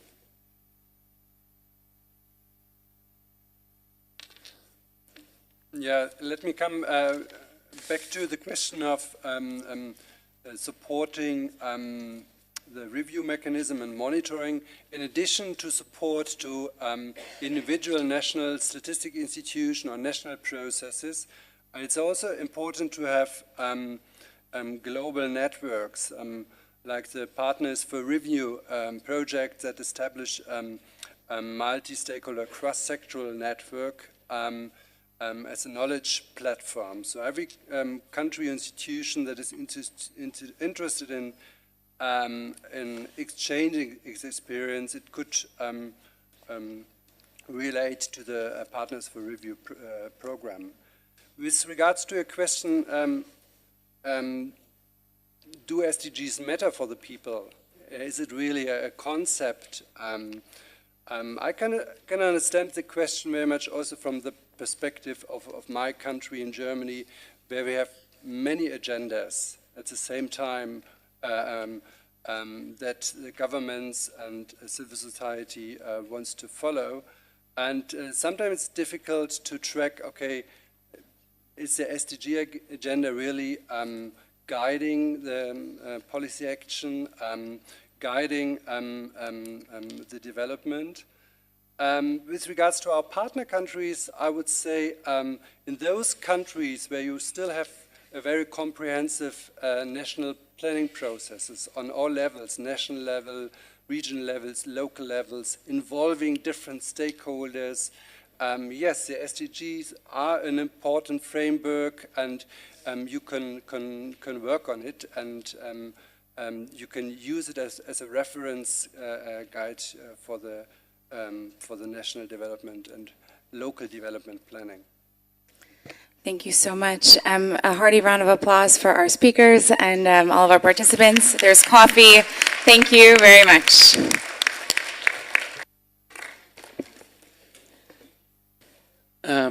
We're running a tiny bit late. I will ask those involved in the knowledge pitches to stick around. Our colleagues at DESA have some information to share about the format and about how those will go. We will reassemble in 15 minutes.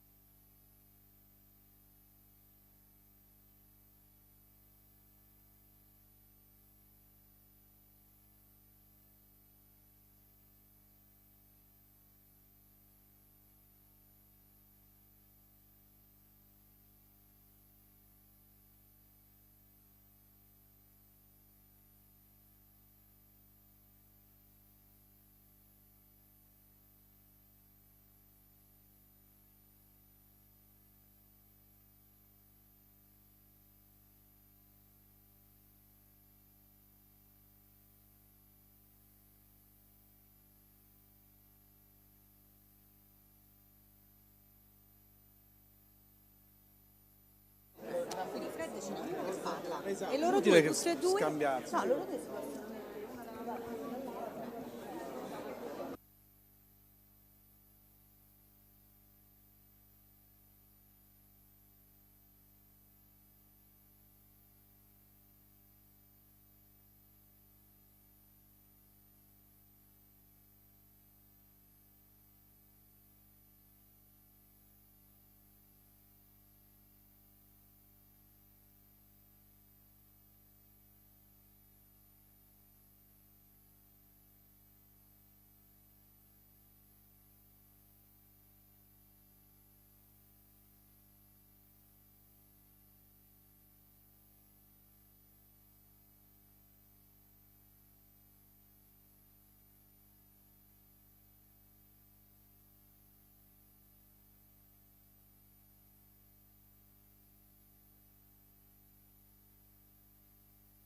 Game is on.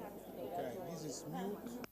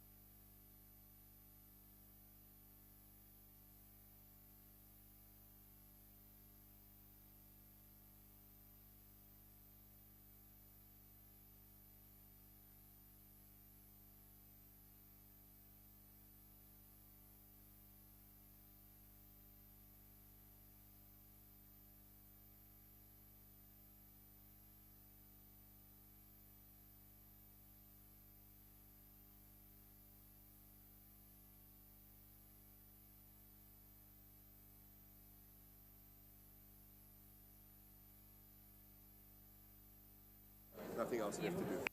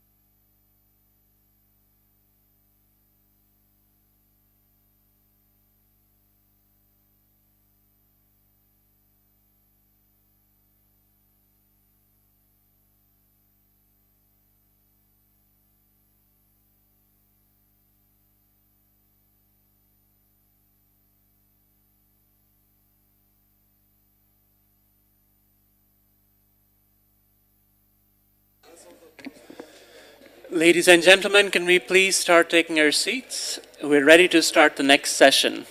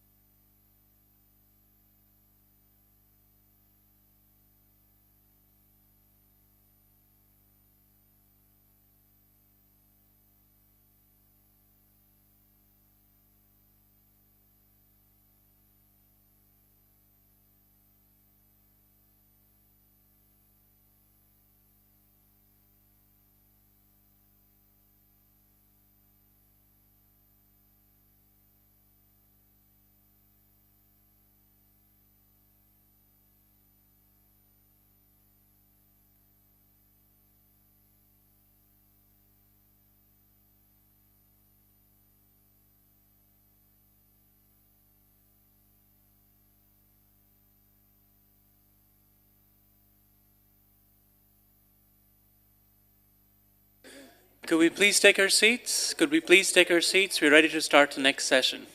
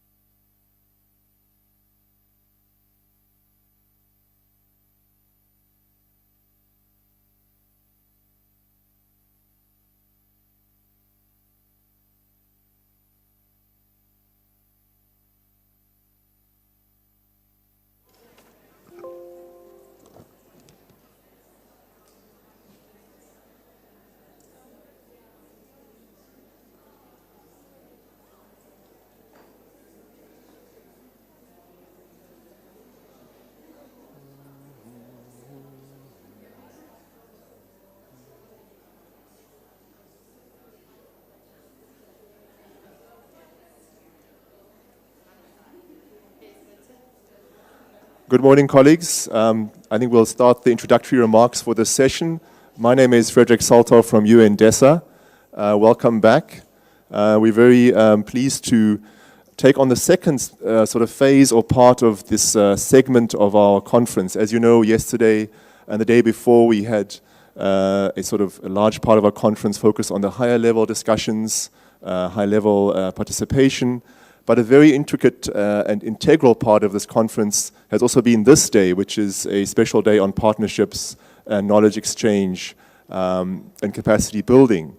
We heard this morning the opening panel, which sort of mapped out some of those issues for us.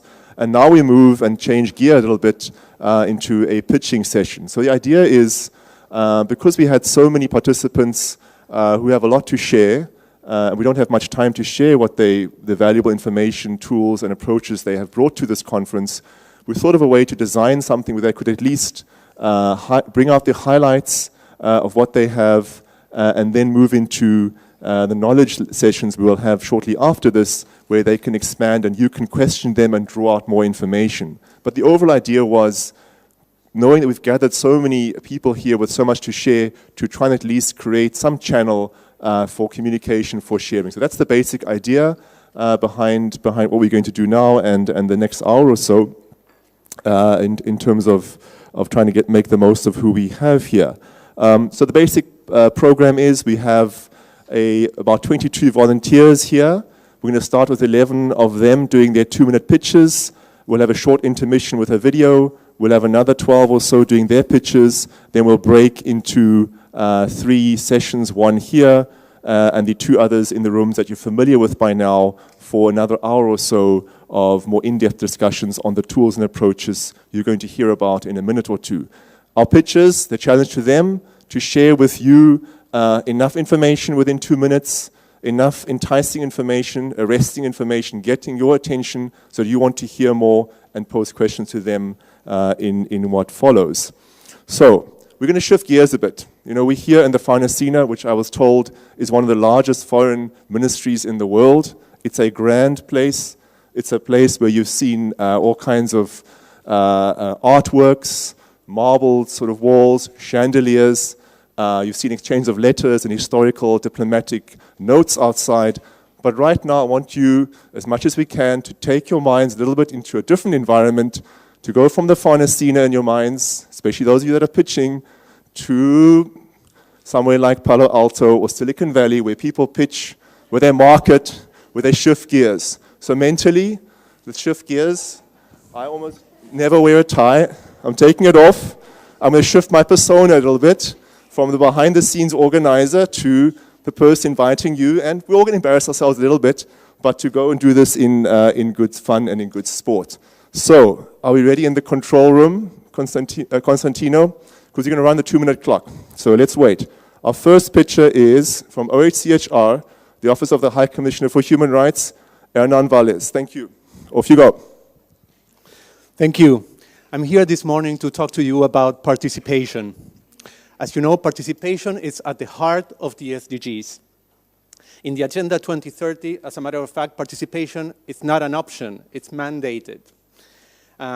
If we are serious about public participation, if we are serious about leaving no one behind, about forging partnerships, about ensuring ownership of the SDGs, we need to ensure that people can participate in all these processes. The challenge is, how do we do this? The guidelines that I'm pitching today, these guidelines here that you will find also in the publications table outside, will assist you in making the participation promise in the SDGs a reality. They include over 100 concise and action-oriented recommendations on how to increase participation, which are directed mainly at states, but are also very useful and very relevant for civil society and international organizations alike. What are these recommendations about? Well, in a nutshell, there are recommendations on what conditions need to exist in order to create an enabling environment for participation. There are recommendations on what needs to happen to make sure direct participation in decision-making can actually take place, including before, during, and after a decision-making process. There are also recommendations in participation in international meetings. So what's different about these guidelines? Well, I'll mention 3 things. They have normative value because they have been adopted by the Human Rights Council, UN body. They are based on binding human rights law, and they reflect good practices at the international level. They were also developed in a participatory process. Over a 2-year consultations took place to come up to this document. I'll be happy to tell you more in the 3rd workshop that we will have after this session. Thank you. Thank you. Thank you, Hernan. Thank you very much. Right on time. Now over to Henk-Jan Brinkman. One of the only people in this room is taller than I am. Thank you, Henk-Jan. Take it away. Thank you. I'm pitching a pot of money. Do I have your attention yet? It's called the Peace Building Fund, and it is allocating $183 million last year in about 40 countries. We fund the UN system, UN agencies, but also civil society organizations through a gender and youth promotion initiative. That is operating through a call of proposals. Currently, we're working on the 20 and 19 proposals, and we hope to allocate about $40 million this year. What is behind that? A very strong and mutual reinforcing system between the 2030 agenda and the Sustaining Peace agenda that was adopted in 2019.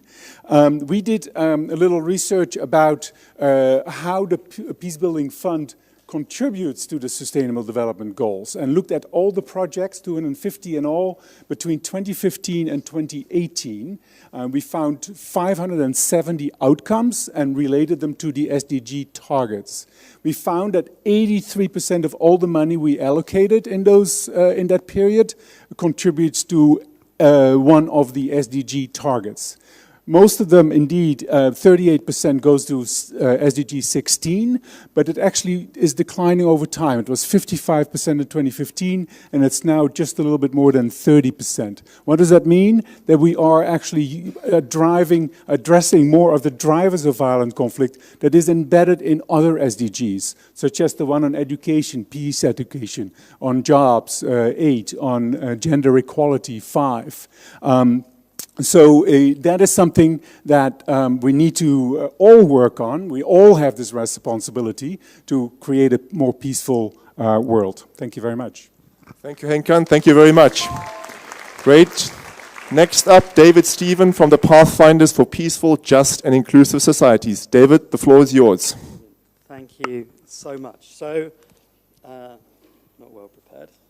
Okay, so I think the lesson for me of this conference is that we need big challenges to unite and inspire us. We've heard a lot of brilliant stuff, but we need a bigger picture. In education, we have quality education or girls' education for health. We're trying to eradicate malaria or build universal health coverage. What's the equivalent for the SDGs? Well, I think SDG 16, I think one of our big challenges is to significantly reduce all forms of violence everywhere. SDG 16.1, more than 500 million people die of violence every year. We have 1 billion child victims of violence. A third of women are victims of violence. And the scenarios show that we're on track to get worse by 2030. A significant increase, not a significant decrease. So we need to change that.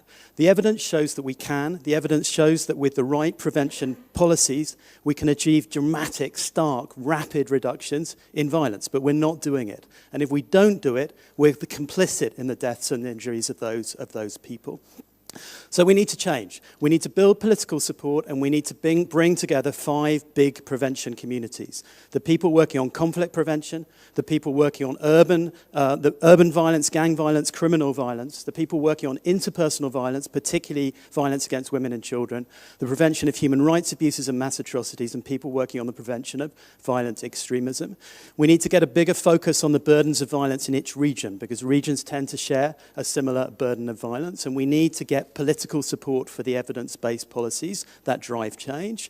In 2020, we enter into a decade of delivery for the 2030 agenda. For the MDGs, we focused on halving poverty. For the SDGs, let's focus on halving global violence. I ask you to come and join us in a movement to halve violence and make this a centerpiece of what we do in the 2020s. Thank you. Thank you, David. Thank you very much. Next up, we have on enhancing women's access to justice, Beatrice Duncan from UN Women. Beatrice, on the control room, are we ready? Let's roll the clock for Beatrice. Let's go. Thank you so much. So one of the intended consequences of the 2030 agenda has been the need for us to be talking to each other, and that's why we are here today. And not only that, but all the SDGs must also talk together. And so what we did as UN Women was to work with UNDP, OHCHR, and other UN agencies to develop a toolkit on women's access to justice. And it is a practitioner's toolkit on women's access to justice. And what it does is to ensure that to enable women and girls to access justice, to bring the peace and security agenda, the development agenda, as well as the human rights agenda, bringing them together to ensure that all the principles that enable women's access to justice talk to each other. And all these principles and ideas are embodied in this practitioner's toolkit on women's access to justice. Another thing that the toolkit does is to ensure that all the gaps that we have experienced in the delivery of justice will be addressed in the toolkit. So you may know, for example, that very few institutions deal with women in conflict with the law. Women prisoners are hardly discussed in fora like this. That is something that the toolkit does. Another area that we hardly hear about is family law. areas related to women's property rights and marriage and divorce. And that is another gap that the toolkit does address. And with all that put together, we ensure that the ideas and principles enable the users to actually program at the country level to ensure that women's access to justice is integrated into everything that we do. Thank you. Thank you very much, Beatrice. And next up is my colleague, Patrick Spearing. Now, if this wasn't an SDG 16 conference, I'd give you an extra 30 seconds, Patrick, but I'm sorry. 2 minutes it is. Over to you, Patrick. I'll do my best. Thank you. Thank you, Fred. All right, thank you. Wow, what an audience. Okay, so I'm here to talk about the Principles of Effective Governance for Sustainable Development. This is a tool that was developed by the UN Committee of Experts on Public Administration with the support of UNDESA. As we've heard over the last couple of days, institutions play a crucial role in implementation of all of the SDGs and targets, but public sector reforms that are needed to achieve the SDGs remain a major and vexing challenge in many countries, if not all countries. So the committee, recognizing this, decided to put together these principles as a way of clarifying the governance agenda and linking high-level aspirational ideas such as participation and transparency and accountability to concrete practices and guidelines that could be of use to countries in all of their institutions, in all of their sectors, and including in relations between those sectors and in relations with non-state actors. At the core of these principles are the ideas of effectiveness, accountability, and inclusiveness. I don't need to explain where those concepts come from. Let me say the pitch. Why should countries be interested in this work? Well, one reason is the relevance. These principles are designed specifically for the 2030 Agenda and for institutional development for implementation of the SDGs. They're simple, they are intuitive, there are 11 of them altogether linked to 62 strategies, and I can't give you all the details now, but I'm happy to talk at length about them later on. They are also non-ideological. They can apply in all development contexts. I think countries will see something in them, regardless of their particular conditions. They are intellectually and politically vetted. Intellectually vetted by the Committee of Experts, 24 independent experts from around the world. They are endorsed by ECOSOC. They are authoritative, and they're being developed in a spirit of collaboration together with partners such as INTUSAI and OECD and the African Peer Review Mechanism, etc. Thank you, Patrick.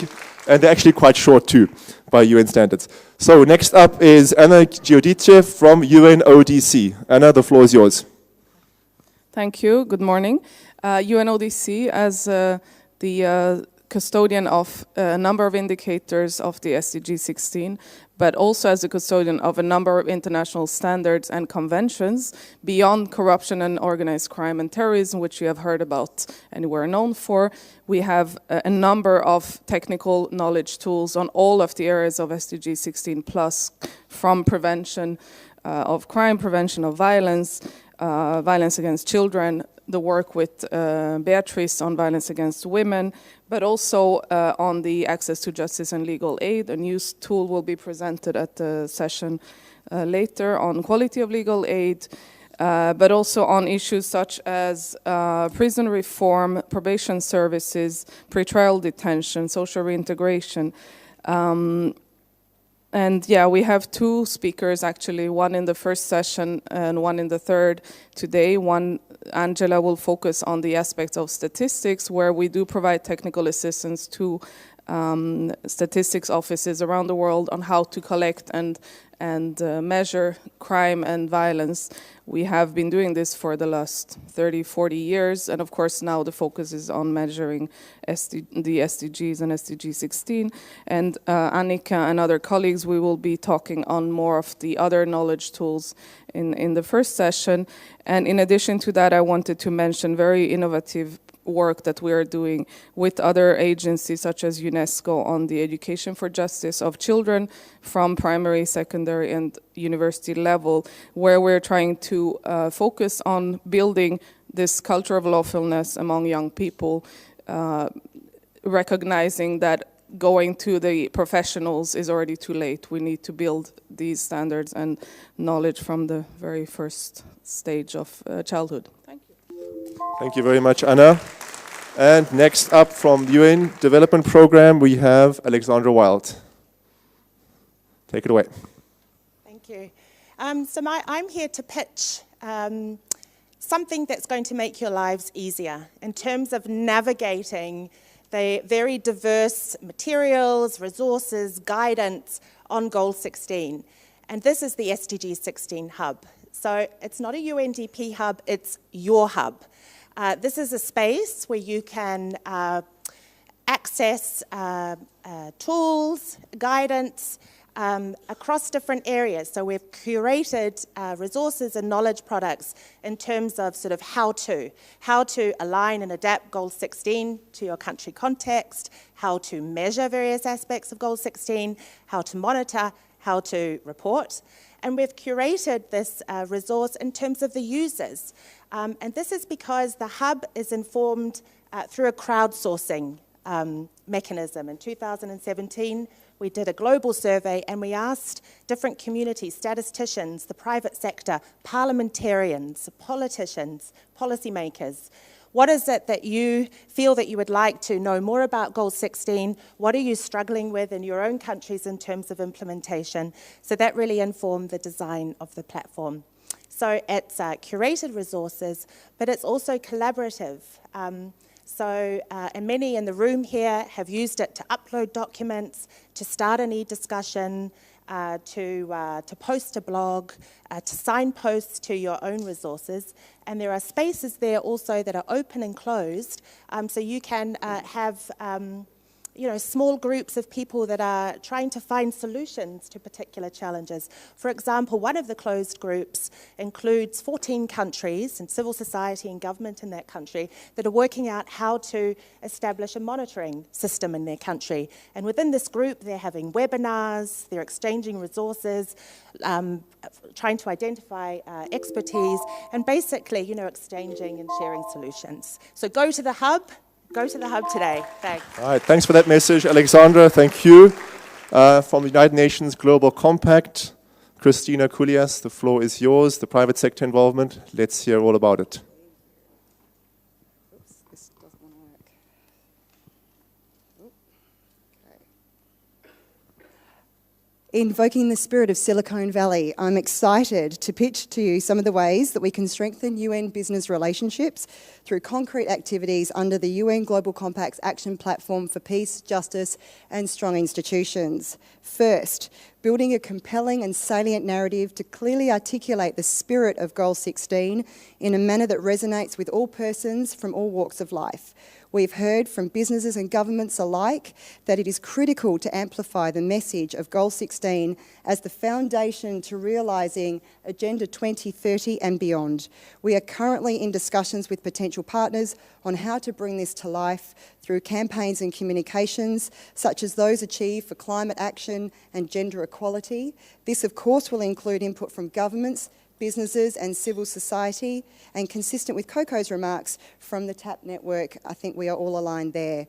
2, conducting consultations in around 20 countries representing all major geographies, where we invite governments and civil societies at the local level through our Global Compact local networks in determining from the bottom up how businesses can understand, implement and report on Goal 16 through the lens of corporate governance in terms of strengthening their own values, practices and relationships, but also through global governance, through working with governments and others to strengthen institutions, laws and systems. And thirdly, strengthening UN business relationships on Goal 16 through the 2 previous activities and series of upcoming events. Given the inherently broad and sensitive nature of Goal 16, it's incredibly important that we emphasise the journey and the destination. And so this begins with the UN Business Roundtable that the UN Global Compact is hosting during the HLPF in New York on 18th July, where we hope member states and businesses can discuss concrete commitments towards mutual engagement on Goal 16 at the international and national level. Please join us at the table. Thank you.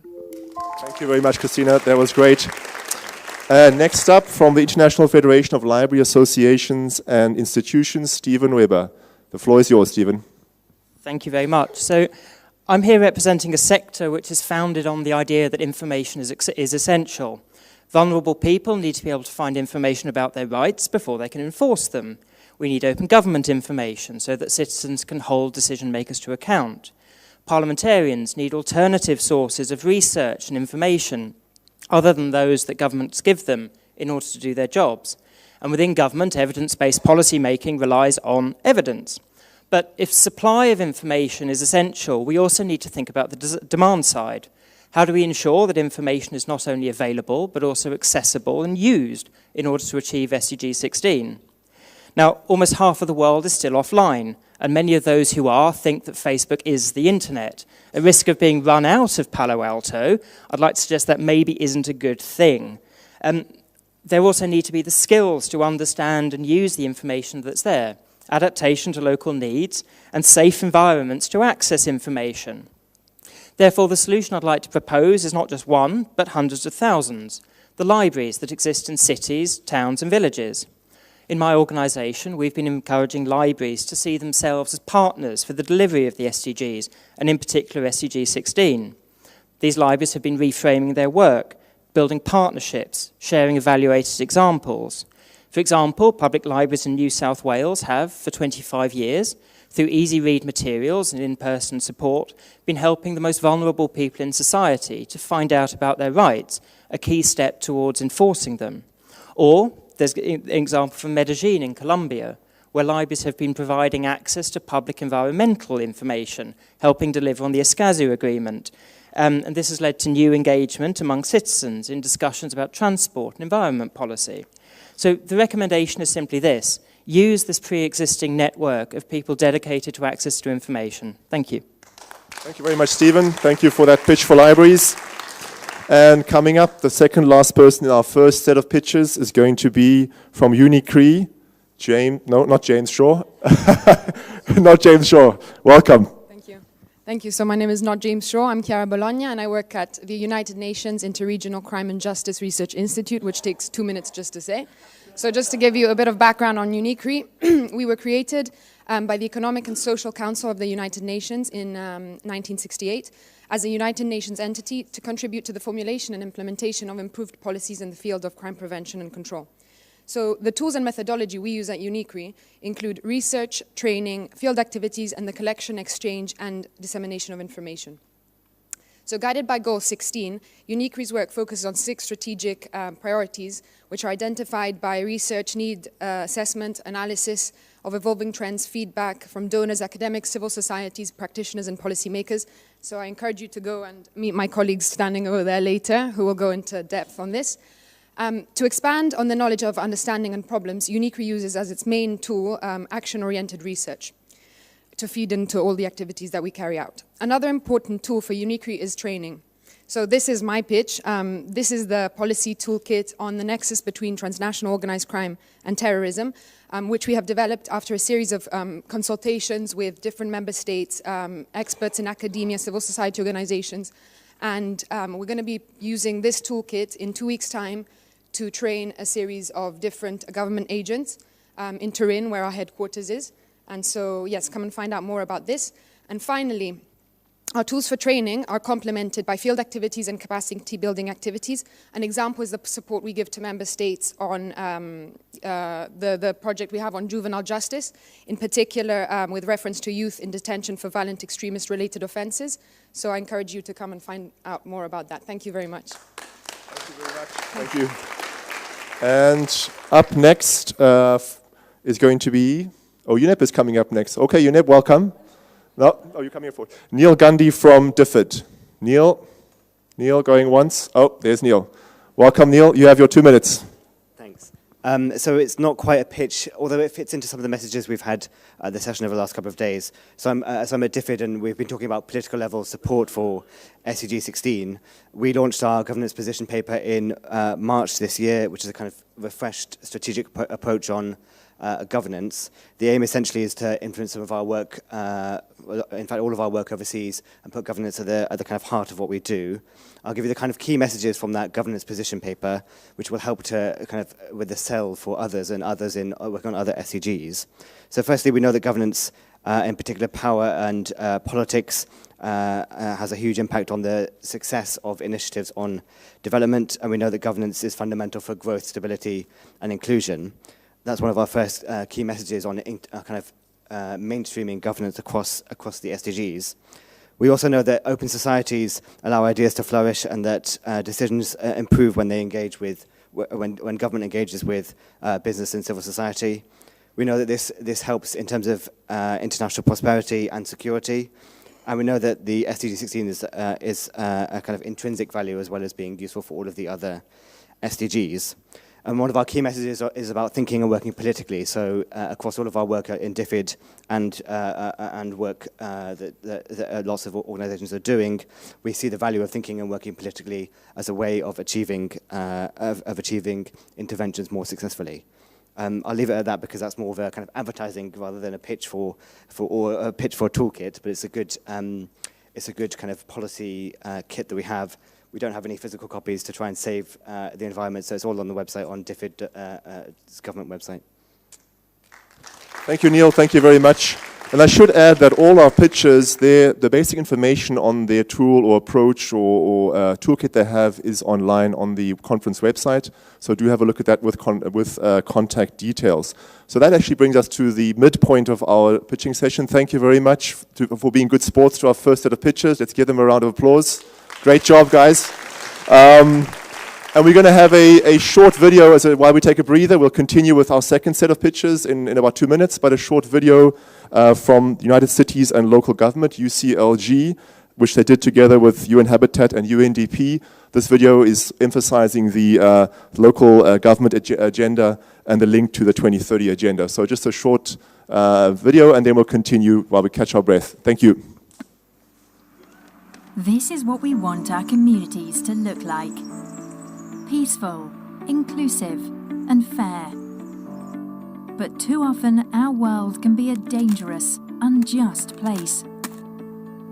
You might think most violence occurs in wars between states. In fact, 3 times as many people are killed in non-conflict settings. Because they are close to the people, local governments can recognize and respond to these challenges by involving citizens in decision-making and reaching consensus in their communities, reaching out to traditionally excluded groups and delivering equitable services, being transparent and accountable to local people, providing citizens with access to information, creating safer, fairer and more inclusive communities starts at home. Sustainable Development Goal 16 is to achieve peace, justice and strong institutions. The Sustainable Development Agenda depends on local governments.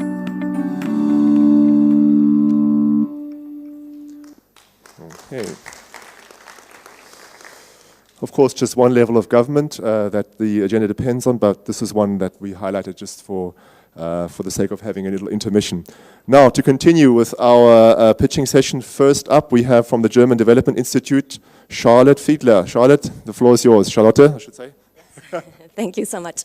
Okay, so we're a think tank based in Bonn, and we have a lot of projects that relate directly to SDG 16, but I would like to pitch one specifically that we've been working on. So we have been part of the World in 2050 initiative. This is an initiative which brings together 20 leading research institutions across the world. And the main aim of this initiative is to really provide information and guidance to policymakers on the implementation of the SDGs, but also on the implementation of the Paris Climate Agreement. So what we've been doing within this initiative is what the initiative does actually is to build models. So it's future scenarios that are being developed. And with these future scenarios, the message they're trying to get across is really what do we need to be doing? What kind of policies do we need to be pursuing? What kind of developments do we need to see in order to actually achieve the SDGs? Now, the interesting thing about this initiative for us was that being one of the departments within our institute working specifically on peace and conflict, that none of these scenarios actually included conflict or governance. And we lobbied very heavily that these scenarios do need to include indicators connected to SDG 16. And we were luckily able to convince the economists and climate experts that are part of this initiative that yes, we do need to integrate governance and conflict indicators into these scenarios. So I think this project is important out of two reasons. First of all, I think it shows that even though data on SDG 16 is still a problem and it's not perfect, there is some cross-national data that we can already use, and that measurement issues around SDG 16 shouldn't be an argument why not to include it or not pay particular attention to it. The second important thing I think about this project is that it really shows how it's important to interact with people that are not in this room today, that are working on other issues that do not directly work on SDG 16, but how to really integrate different perspectives and come to a more holistic approach. Super, thank you, Charlotte. That was great. A good message, connecting, breaking the silos. And for our second pitch in this segment, Jordan Street, Safer World, it's over to you. Thank you. So simply talking up SDG 16 plus is not going to drive change, okay? Because the real drivers of change are domestic actors. They're not international policy frameworks. They're not international conferences. So how do we get SDG 16 plus to matter for domestic actors, individuals, authorities, communities? Over the past 3 years, we've worked on these 11 steps. We've tried to put something into practice to see actually what is going to make these commitments work at a local level to drive some change. This isn't a blueprint, and it's not one size fits all. And I only have 2 minutes, not 20, so I can't talk through all 11. And just to let you know, this looks like an infinity sign, but that doesn't give you the allow you to not work on this until 2030. So, okay, 3 steps. First of all, you need to ask people what they want from their national development plans. You can't make them without actually asking citizens, okay? Make your national development plan part of the social contract with citizens. Number 2, use that social contract to link existing movements that aren't working together. And number 3, connect them to the global and regional processes. Have them in this room, so they're the ones talking about their challenges. We're not talking about their challenges for them. Please ask me about these 11 steps. Tell me if I'm wrong, and tell me from your experience how these 11 steps have helped your work. Thank you. Wow, Jordan, that was well under time. Thank you very much. Now we have from GSMA, Sari House. GSMA, I guess, are the people that do the little chips in your cell phone. And a few other things. Hi, everyone. I'm Carrie House. I'm with the GSMA. Quick question to the audience. Who has a mobile phone on them right now? Who used a passport to get into Italy? Or has a passport, full stop. Okay, so I'm here to kind of make the linkages between those two things. So the GSMA is the industry association that represents the mobile industry and the broader ecosystem worldwide. I'm here specifically with a program called our Digital Identity Program, which is a DFID-funded initiative looking at SDG 16.9 specifically, the provision of legal identity for all, including birth registration. So there's a bit of context on that. We know more than 1 billion people around the world lack a legal form of ID, and they're arguably invisible in many regards. Half of these people live in sub-Saharan Africa, and often they're most likely to be women or forcibly displaced people or the most vulnerable people in society. We also know that by the end of 2018, 67% of the total global population had a mobile subscription. So today we're talking about implementation, and I really want us to think about, in the implementation context, when we're looking at scale and inclusion, what are the methods we can use to drive that? This is not saying that technology is the silver bullet. It's not saying that mobile is the answer to everything, but it's a tool to use to improve inclusion and to improve scale. One kind of example I want to give you was really looking at how we can use the existing infrastructure that the mobile industry has already to extend the reach of 16.9 and make sure we are reaching the most vulnerable people in society. I'll take the example from Pakistan. We've worked with Telenor in Pakistan through their mobile money agent, through local lady health workers, and through NICA registrar. They've registered over 740,000 children since mid-2017 through an application that Telenor and UNICEF have developed together in collaboration with the government of Pakistan. Tigo Tanzania has done the same thing. They've registered 3.5 million children since 2016. So when we're talking about scale and impact, I just want to have a think about how we can use technology to drive some of these really important issues. And session A will answer some of those questions if you'd like to get more information. Thank you. Thank you, Kerry, for giving us some of the ways technology can contribute to the SDG 16 and other SDGs. Next up from OECD, Sarah Feisen. Sarah, the floor is yours. Thank you very much. So today I'm going to pitch a tool which is going to help to get the different SDGs talking to each other. The past few days we've really heard about the importance of SDG 16 plus not being in isolation. And really it's about looking at the way in which coordinated approaches to access to justice, for instance, can help us reach our goals on health, on education, on employment, on housing. So the tool I want to talk to you about is policy coherence for sustainable development. We at the OECD have a new recommendation which will be launched in September, looking at the ways in which interlinkages between the different goals can actually support the agenda overall. So it is based around 3 particular themes. We have 8 building blocks. I don't have time to go through all of them, but please do come to the first session where I'll be talking about them later. But 3 themes. The first is really the need to build strategic vision and political commitment and institutional leadership. A lot of the work that SDGs are being implemented and governments are using to implement the SDGs are built around institutions that were developed in the 19th century. We need to change the way in which civil service skills are developed to actually deal with implementing such a cross-cutting agenda as the SDGs. The second area is effective and inclusive institutional processes to align sectors and levels. We just heard about the importance of regional implementation. 65% of the 169 targets won't be achieved if we don't include local government. The third area is anticipating and addressing domestic transboundary and long-term impacts. 82 targets have a transboundary element according to the OECD. So really we need to look at also implementing the transboundary and looking at the transboundary impacts of the SDGs in total. So we look forward to discussing this a little bit in the first session, but also at the high-level political forum where we will have a dedicated session on the 12th of July on policy coherence for sustainable development. And I should just also add 2 seconds that my colleague also from the Development Assistance Committee can talk about the governance network in the first session as well. Thank you. Thank you very much, Sarah. Thank you for that. Next up, we have from the UN Global Alliance, and Carl. And okay, you still only have 2 minutes. It's all yours. Hello, everybody. We all know how important, but yet challenging it is to measure progress on SDG 16. The UN Global Alliance on reporting progress on peaceful, just and inclusive societies are working on that task in a multi-partner coordination platform, engaging UN agencies, private sector, civil society, and other partners. One of the tasks that the Alliance has been looking at is exactly how we can support countries in reporting on SDG 16 in the VNR reports.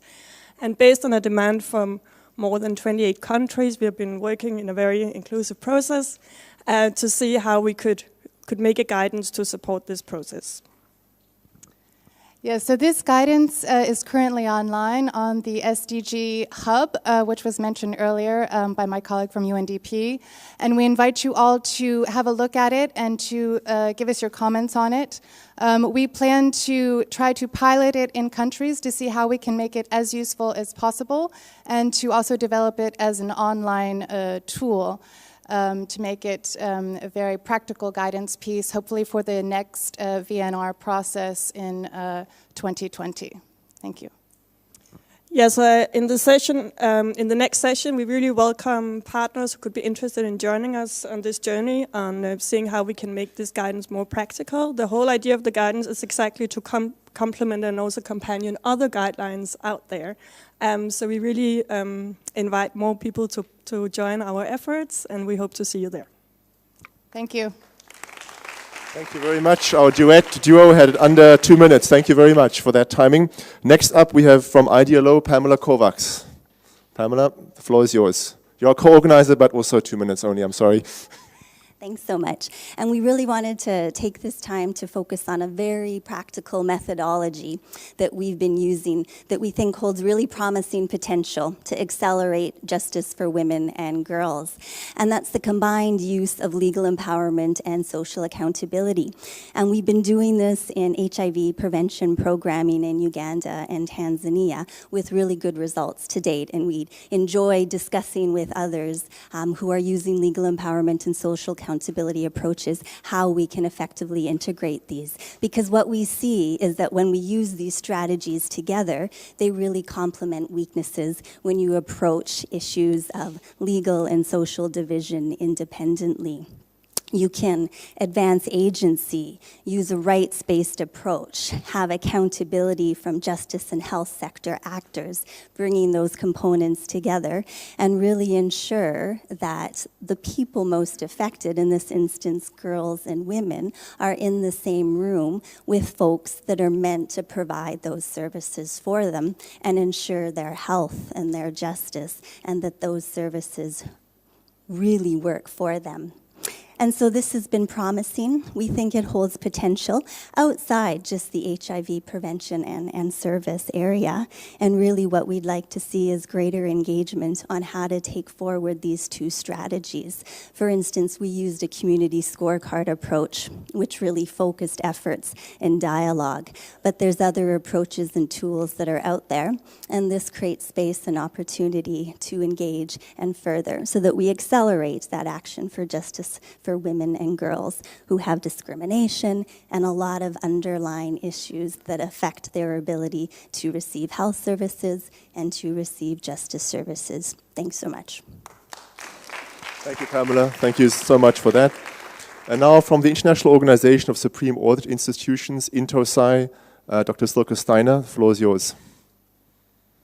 Thank you very much. Hello, on behalf of INTOSAI, I would like to present you now how Supreme Audit Institutions, or short SAIs, can essentially contribute to the implementation and to the achievement of SDG 16 through their oversight function, through holding governments accountable, and in particular by ensuring that national governments operate as accountable, effective and transparent institutions. And the most efficient and important tools that we have in this regard are simply our audits. Now, during the first stage of the SDG implementation process, the SDG audits mainly focused on assessing the preparedness of national governments to implement the SDGs, because a preparedness of national governments is, of course, an essential prerequisite for the further successful implementation of the SDGs. And this is at the same time the first of 4 approaches which INTOSAI has adopted with regard to the contribution of SAIs to implementing the SDGs. And the first results of these already more than 100 SDG audits of SAIs have revealed what we have already discussed during the last 2 days, namely 3 crucial findings. So first of all, a whole of government approach has to be used. This means that the implementation process has to be coordinated among all areas and levels of government. Secondly, various stakeholders, like in particular representatives of the civil society, have to be included in the implementation process. And finally, the SDGs and the budgetary process have to be aligned. And all these crucial prerequisites can be fostered by SAIs which are assessing public policy coherence. And as a next step, we will now focus on auditing the implementation of specific SDGs, goals and targets. So the SDGs will stay on top of the agenda of Supreme Audit Institutions also in the future. Thank you very much. Thank you, Silke. Thank you. Indeed, very interesting results from these audits. I recommend to you some of these audits of some of the VNR countries we heard about earlier. Next up, from International IDEA, Mr. Massimo Tomasoli. Floor is yours, Massimo. Thank you very much. Over the last 2 days, you heard many times that elections matter for the quality of institutions, that participatory processes are important in order to achieve the goals. But still, democracy is a term that we rarely hear in this context, and definitely it was a contentious issue during the negotiations. So we came up at the International IDEA with this tool, which is the Global State of Democracy Indices.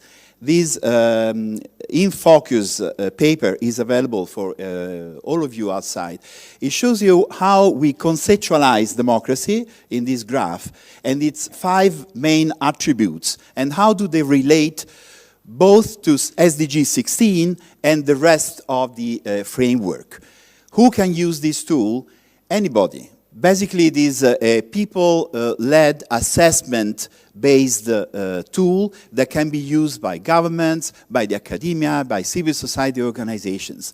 We did receive already some requests from some of the countries that are undertaking voluntary national reviews this year in order to make use of this tool and to test how not only the quality of democracy matters for the achievement of the 2030 agenda, but also what are the areas, the weak areas where action is needed. So I invite you to engage with us in using this tool, and I'm available for answering any specific question on what and how can be used. Thank you very much, Massimo. Thank you so much for that. And next up, already coming up, Emily Christie from UNAIDS. Emily, it's all yours. Thank you, and thank you to a colleague for already talking about HIV. For anyone in the room who is still wondering why you need to worry about HIV in SDG 16 and the work you do, I have 3 things to tell you about. The first is funding, which everyone wants to hear about. The second is a platform for action that is going across a multi-sectoral approach. And the third is data. I'm Australian, so I say data, not data. I'm sorry. So the first is funding.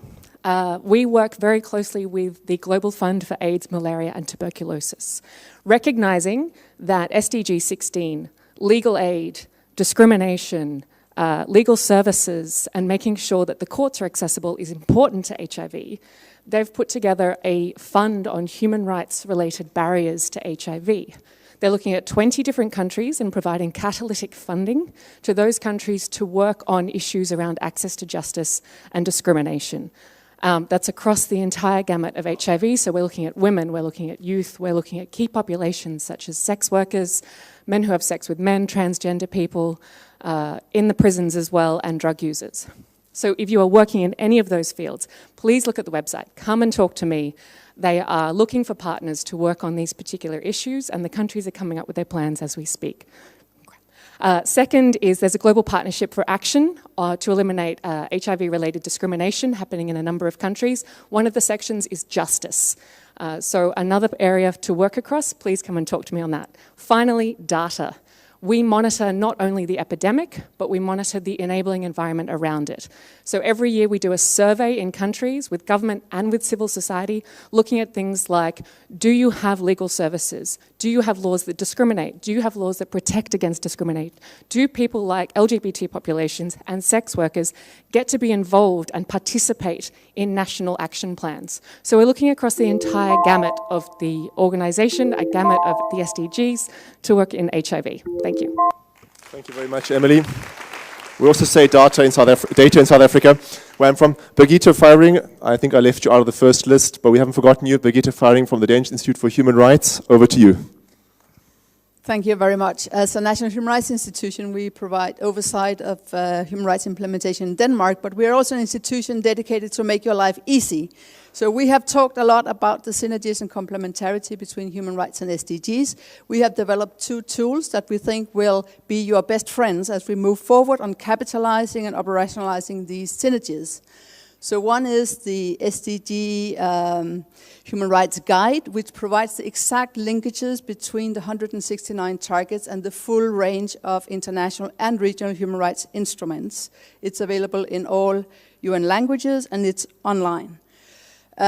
Building on that complementarity, all of these instruments that underpin the SDGs, they were born with institutionalized monitoring mechanisms, expert committees, the Universal Periodic Review, and other mechanisms that actually regularly monitor the implementation of these instruments. So that full body of information, 160,000 recommendations to states on operationalizing their human rights obligations, have now been categorized and sorted by SDG targets. So that's another online database. You can go in and you can actually search by country, by affected rights holder group, by mechanism, etc., and build on these recommendations to get the SDG implementation right. So this is, I think, extremely important for efficiency. We can avoid a lot of double work. You can pursue integrated reporting cycles, monitoring implementation, etc. It's, of course, extremely important for accountability, because states do have binding obligations under human rights instruments that we can build on for SDG implementation, and, of course, for policy coherence. Thank you. A good note to end on. Thank you, Birgitte. And coming up next, and we have, this is the last three, UNESCO, Rosa Maria Gonzalez.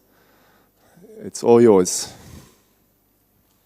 Thank you. Access to information and safety of journalists. These are the two key words of what I'm going to tell you about. As you know, Target 1610 recognizes the role that plays public access to information and also the need to protect the safety of journalists. So to facilitate the data collection, we have spoken so much these days about data collection. To facilitate this data collection, the monitoring on these issues and the reporting on them, UNESCO has put together two templates that I'm going to pitch to you. One is to use one of the two indicators under this target, which is indicator 16.1 on the safety of journalists. And here this template provides the options for assessing the level of protection of journalists in the national laws, to analyze if the criminal and civil justice system is equipped to deal with attacks against journalists. It allows to record the different types of violations against journalists. It also allows member states to record what they're doing to improve the situation, and taking into account the high level of impunity against the perpetrators of crimes against journalists, of which 89% remain unresolved. The template also provides the possibility of recording the judicial follow-up. A second template that I want to pitch to you is on the implementation of access to information laws.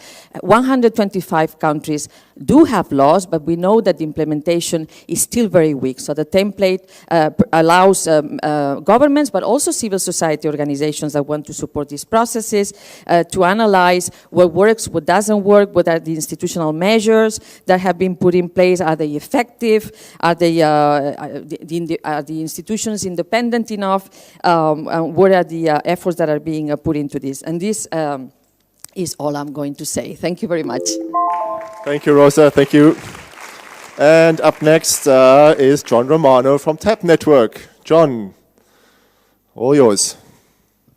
Great, thanks very much. So for those of you that haven't worked with the TAP Network thus far, TAP Network is a membership organization of civil society, over 400 members in over 75 countries.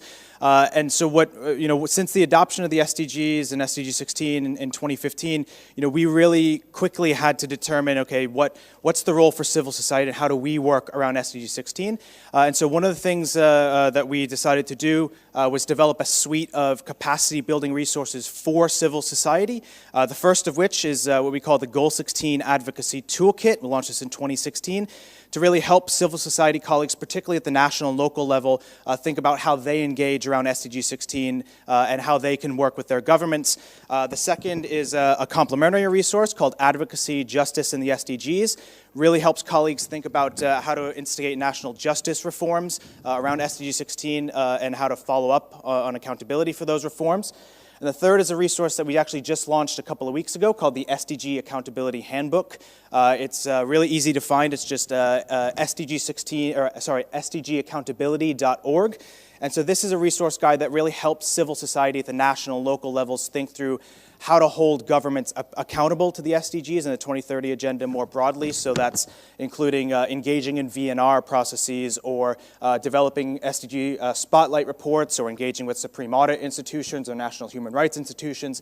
And so these guides are really, we hope, practical guidance for colleagues at the national and local level to help them think through how to prioritize SDG 16 and push governments to be more ambitious in their own context. And so we've hosted a series of 14 national workshops this year in the lead up to the HLPF, all in countries that are reporting in 2019.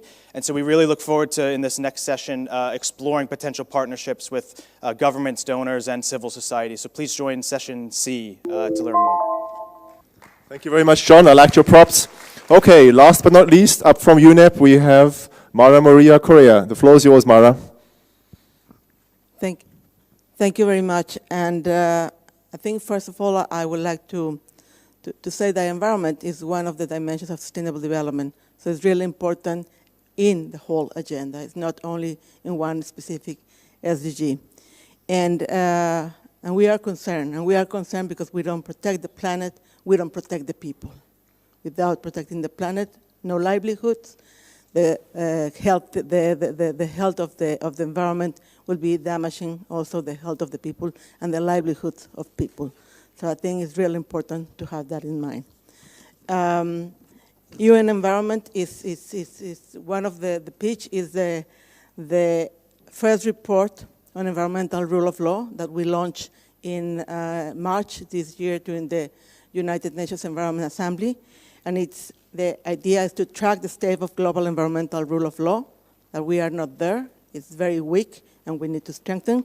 And second, to conduct national assessment on rule of law. So we would like to continue the work and see what is going on at the national level, because what we have seen is that we have the laws. More than 173 countries have frameworks on environment in their laws. However, the implementation is ineffective or is not being done within the whole, in an integrated manner in the country. The second instrument that we have is the fifth Montevideo Program for the Development and Periodic Review of Environmental Law, where we are supporting member states on capacity building and development and implementation of environmental rule of law. And this includes also working on environmental rights, working to see how can we make sure that a healthy environment that is already in many of the constitutions in the world really is part of this. And finally, addressing the environmental crime. So this is the three main areas of work that we are trying to address through our different programs. Thank you. Perfect. Thank you so much, Mara. That was great. And let's give a round of applause to all our pitchers. Thank you very much. Great. Thank you for getting the spirit of things, having a bit of fun, lightening things up. We really appreciate that. Just a few announcements before we go on. Those of you that will be going to the pitches, you'll be going into the different rooms. There are some nameplates. Most of you will have nameplates. Grab those. Take them with you so we can identify you in those rooms. Again, I mentioned the leaflet, which is online. So if you heard the basics, if you can't make it to the rooms, we hope you will go to those rooms, and they're on the screens, the location of the rooms. If you can't make it there, to ask some probing questions and follow up, you can find more information online, including the contact details. So do bear that in mind. Also, a thank you to Constantino, who was up in the control room doing all the timing. Thank you very much, Constantino. And with that, I would just ask those of the colleagues who are facilitating here, George will be here in this room. That's George over there, who will be facilitating the discussion A. In the room, Sala Onofri will be Rina. Rina's over there, so follow her or make sure you find her on the way up. And the Aldo Moro room will be Nayara, so she will be facilitating with the colleagues the discussion there. Take the time there if you can to ask the questions, follow up. If you can't, find people in the coffee break. Thank you again.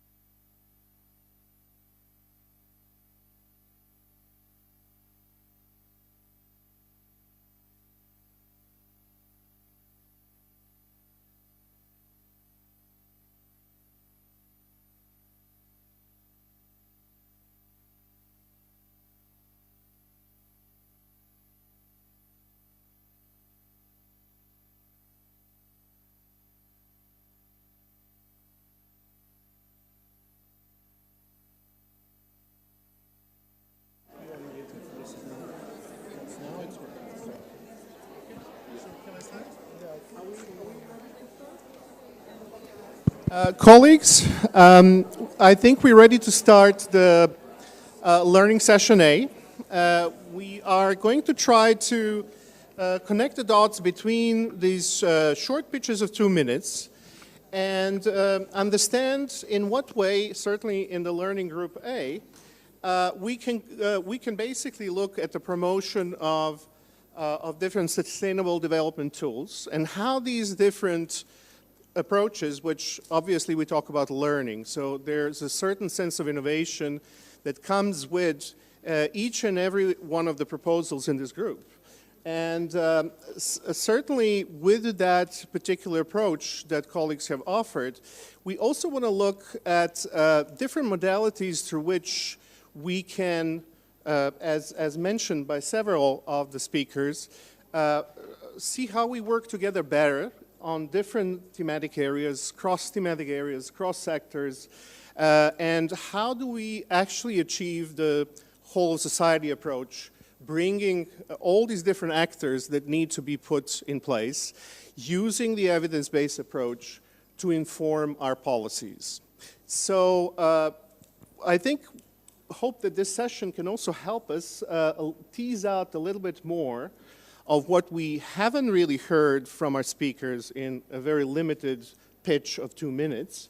And we can, in some depth, understand how some of these approaches can, in fact, inform us about the way to do this together and to look at the different ways of promoting advocacy, but also partnering on different initiatives. So with this, I would like to ask the colleagues who are in the panel if we could start by giving an opportunity to speakers in the panel to ask their colleagues about their own presentation and whether they have a particular question regarding some in-depth understanding of the proposal that was made by this very group. I don't know if anybody would like to start with a question. Please. Yeah.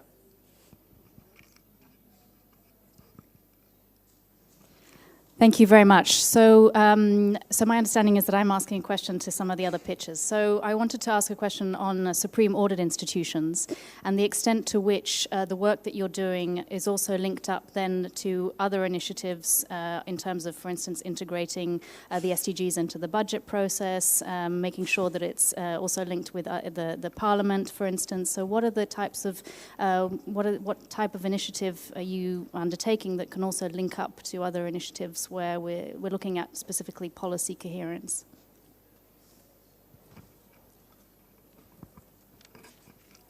Yes, thank you very much for this question.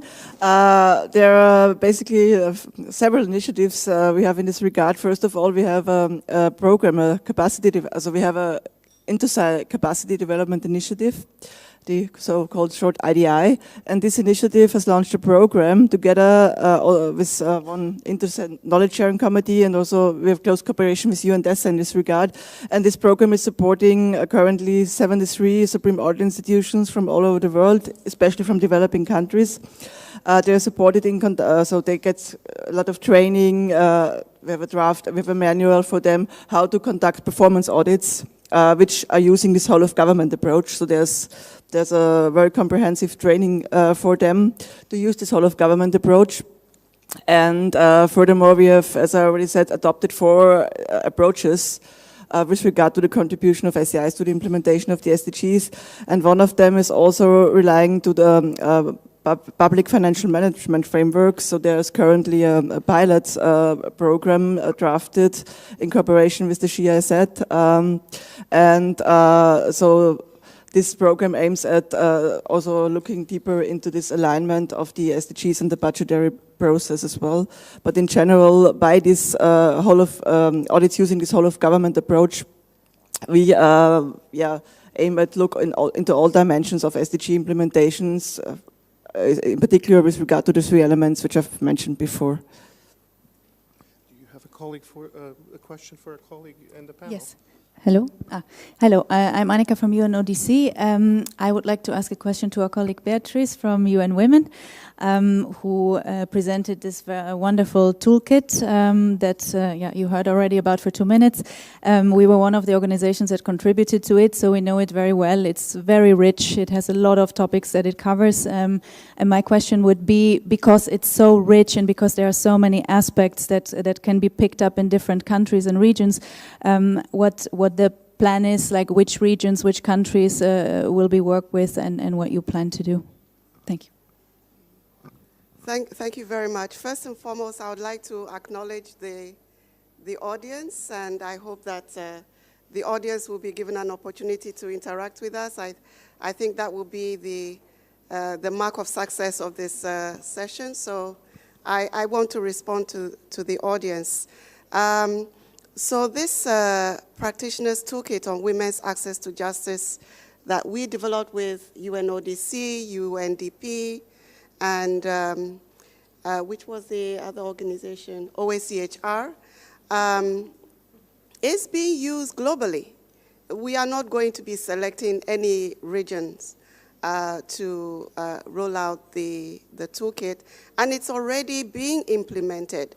In fact, I was very surprised that unannounced, I was on a mission to Tanzania where I actually heard even government ministries as well as the UN country team, saying that the toolkit was being used for programming.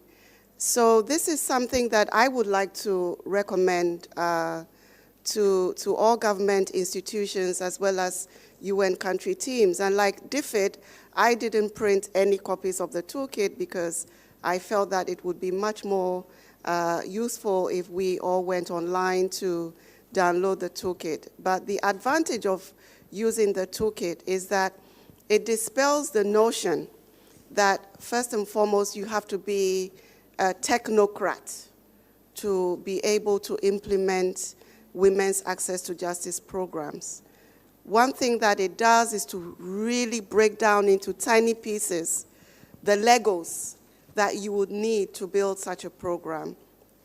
And as I mentioned in my presentation, it brings together the women, peace, and security agenda with that of the human rights agenda and that of the Agenda 2030, and helps you to really conceive how you can break down silos in developing women's access to justice programs.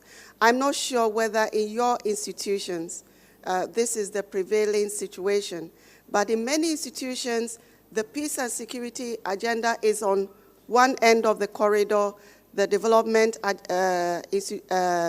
colleagues on the other end of the corridor, and the human rights colleagues are in the middle, and we hardly talk to each other.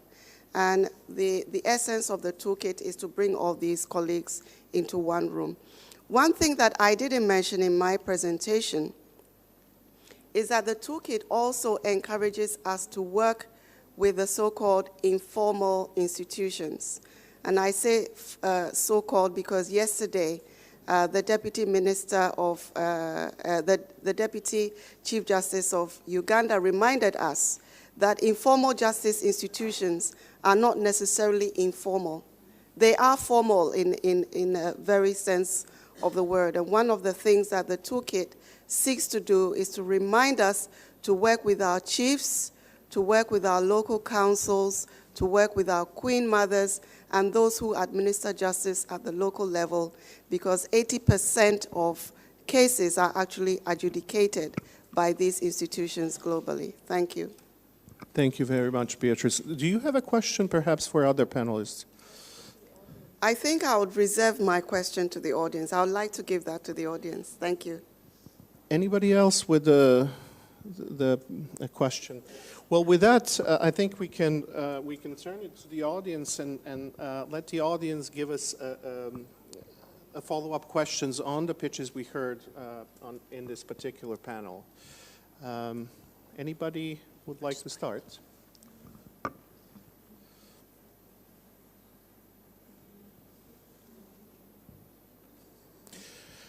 Okay, well, let me perhaps then look at the panel and look at the issues.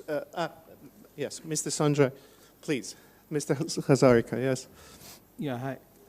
Just a quick point, you're talking about institutions and accountability mechanisms. What do you do in countries where there is an issue of, shall we say, a division of accountability, where one government department is claiming that it is responsible for the accountability mechanism, the reporting mechanisms as the nodal point, and the National Statistical Organization is saying that it has the mandate, and there is a division not of labor but of politics prevails in this matter. So that is, I think, a real challenge in terms of accountability mechanisms, as far as certainly we've seen this in India, which is not present officially in the room at the conference, and is not actually engaging very strongly on SDG 16 official. Thank you. Is this a question for a particular panelist, or would anybody like to take? Yes.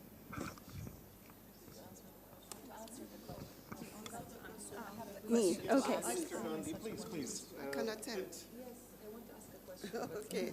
Sorry for taking the floor again, but I think the best example that we have on the African continent is Uganda.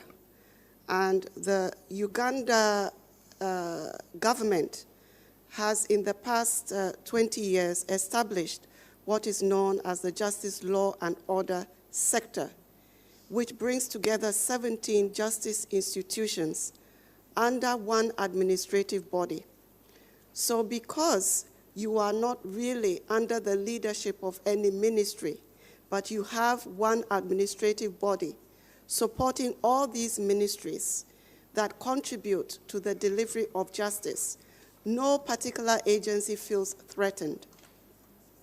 But what it does is that in the process of being supported by one administrative body, the mandates, each ministry and agency and department then becomes aware of the mandates of the other.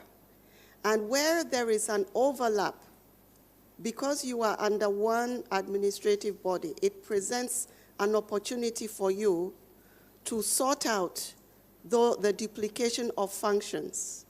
And where there is duplication, that function is then transferred to the body that has the capacity to implement that function more effectively.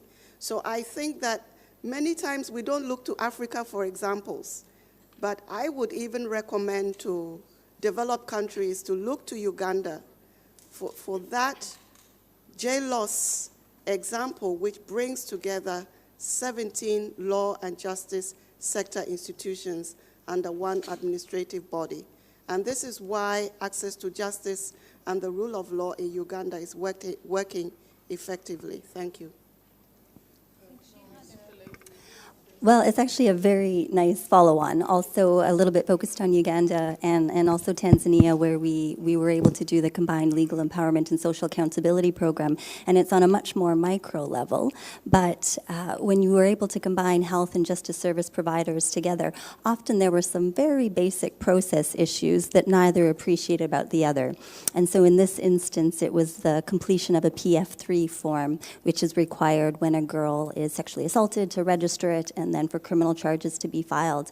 And when you put the justice and health sector folks in the room together, it was realized that the health providers weren't filling out the form and showing up in court because they had to wait all day and they weren't saving people's lives. So a quick process change of hearing those matters first and getting through the administrative part of having a medical professional swear the PF3 form allowed much more easy process and the ability of girls individuals to receive the justice that they were seeking while not interrupting the court process. So also from Uganda, a bit of a more micro level, but this is really where the rights and the legal empowerment matches the social accountability and ability to do more.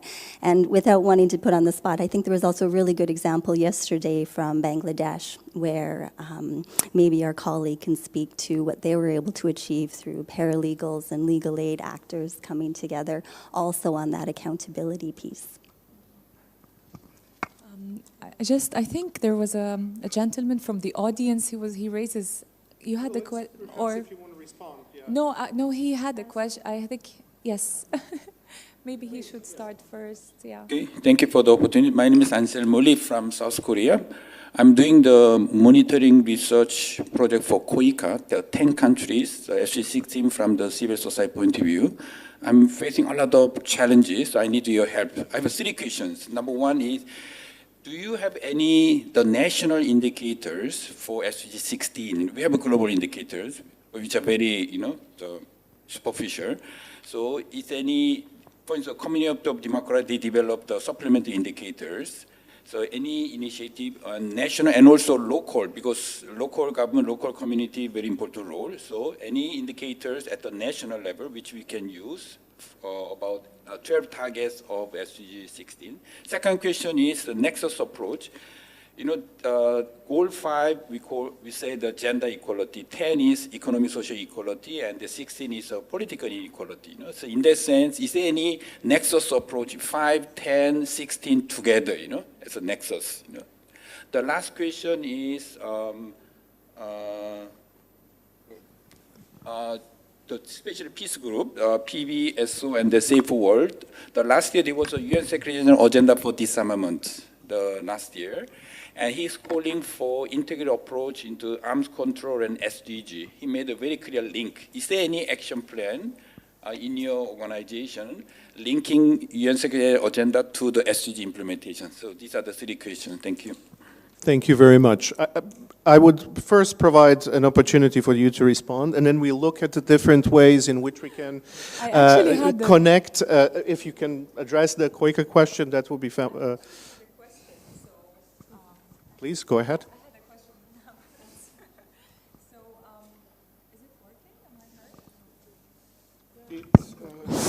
Maybe now. Yeah, it's better now. My name is Lulua, and I work at the United Nations Office on Drugs and Crime here with the colleagues Annika and Anna. And I'm just trying to look at all of, trying to summarize the discussions that we had, during the conference, during the EGM, and also from today, and looking at, we're speaking about promoting sustainable and inclusive development through SDG 16, and while recognizing the interconnected nature of the Sustainable Development Goals. We discussed gender, we discussed education, we discussed other issues also that, fall at the heart of SDG 16 plus.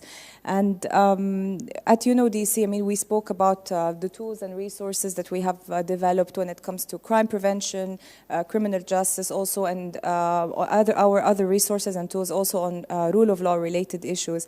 And also an area now that we have been working on is actually from the angle of crime prevention is also to recognize the linkages between SDG 4 and SDG 16 through also SDG 17 through working on partnerships. And one of the partnerships now that we have developed is a partnership with UNESCO, when we are trying also to bridge the gap that is existing between the criminal justice sector and also the education sector, and having them speak together, because we believe that in order to implement Sustainable Development Goal 16, we really also need to focus on education, starting early in the academic journey of children and youth. And we have developed a partnership with UNESCO, which is called Education on the Rule of Law. Doing the right thing, and our purpose is basically to bridge this gap that is currently existing and to have a more comprehensive and holistic approach also that focuses on building partnerships with UNESCO. So I know here we have also a UNESCO colleague, and it was nice also to see the discussion and to see how this area of work is so important also to advance the implementation of SDG 16. And I don't know, Claire, if you, from your perspective also, what do you think, and this is what the question was about, how to while working and while we are developing the programs and the tools and the resources, whether they're for educators, for students, for policymakers, how is it that we can more concretely implement SDG 16 while recognizing also the links with SDG 4? Thank you. Would you like to follow up? Please. Sure, yes. Thank you very much. Yes, let me say that we're very pleased to have this partnership with UNODC. And this is part of our global work also in terms of global citizenship education. Because for UNESCO, we talked a lot about building peaceful societies. But for UNESCO, this really begins with early childhood education, all into the lifelong learning perspective.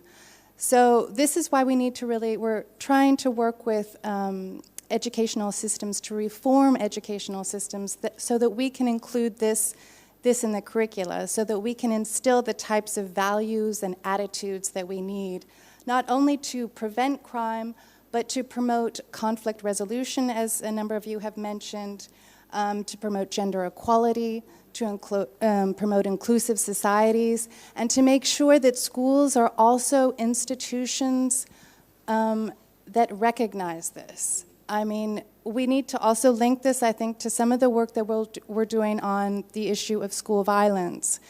We heard earlier during the conference about the issue of violence against children. And we need to make sure that schools are really safe havens, that they're inclusive places, and that we're teaching the right things to our children.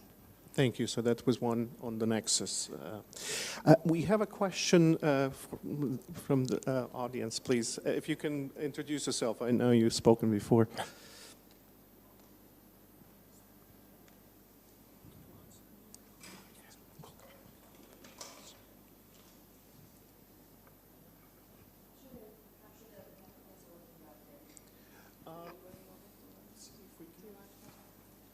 Please keep one. Anyway, yeah. Can you try the? Yeah. There we go. Press longer. Thank you. Thank you. Abigail Rowan-Wilf in the Women's Major Group. 2 questions. First, following up on my question this morning, how do the Supreme Audit institutions for SDG audits assess SDG trade-offs and coherence? Are there opportunities to integrate gender, peace, and environment impact assessments across as well as within particular ministries?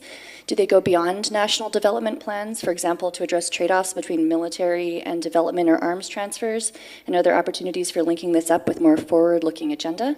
And second, on private-public partnerships, I've been concerned about this week's discussion focus on private sector's charitable contributions with limited recognition on the need for accountability in human rights and justice.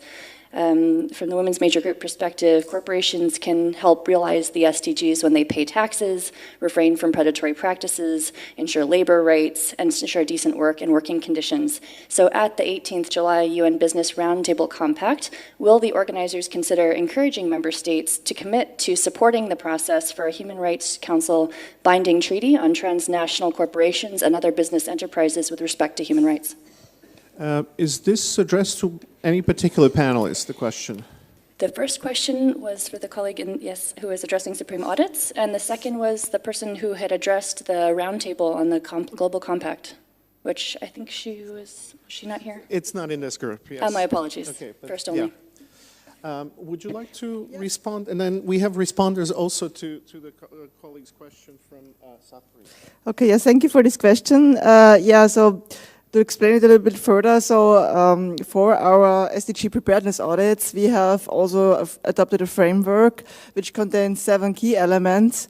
And one of these key elements is, for example, which measures have been taken by the governments, how do they interact. So trade-offs and coherence are part of our audits. Yeah, they are part of these preparedness audits. So we look into, is there a strategy, and is there a development? This is all part of the audit, but of course it's very different in the countries. You know, there's not yeah, you cannot compare the situation because every country has its own strategy, but this is part of our audit, yeah.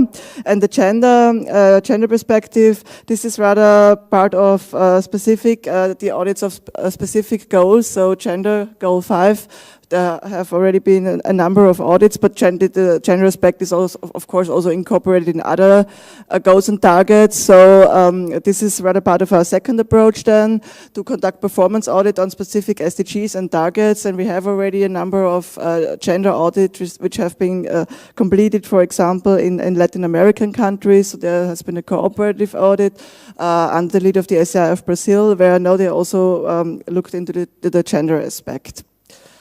Yeah, so maybe to respond to your question with regard to national indicators. So I know that the national statistic offices, they should adopt national indicators, which are of course different in every country and adapted to the national context, but there should be national indicators being adopted by the statistical offices of the UN member states.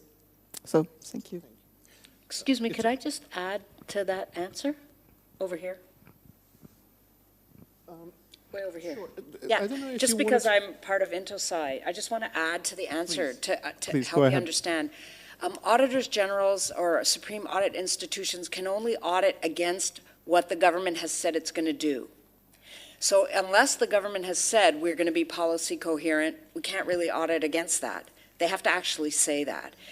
So the best way to describe it is if a government says we're going to put a woman on the moon, we can come in and say, okay, you've made the commitment to put a woman on the moon. Have you got women trained?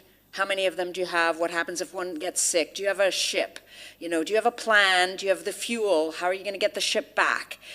So those are things that auditors can do. Auditors can't audit if the government hasn't said we are going to be policy coherent or we're going to include gender equity or any of the other issues. It has to be the government that makes the commitment to do it, and then we can audit against that commitment. So in the case of most of the SAIs, all the countries have committed to implementing the SDGs. We can audit against whether or not they're implementing the SDGs. And then we will look at policy coherence in a different way. If you know what I mean, we can't do it precisely. We have to do it by saying, well, okay, you're achieving this goal, but what about that goal? That's not coherent. And what we're finding in our preparedness audits is that policy incoherence is a problem. And we're telling governments you have to become more coherent. But that's the extent of our job. Then it goes over to civil society to push. But our job is to just audit against what the governments have made commitments to. I hope that helps. Sorry. Thank you. Thank you. But let's take another round and we'll come back. I'm sorry. We have a lot of speakers and I think we need to take some order here. There's a couple of responses that are related to both policy coherence and also the nexus, I think. So I would like to start from the right side and yeah, please.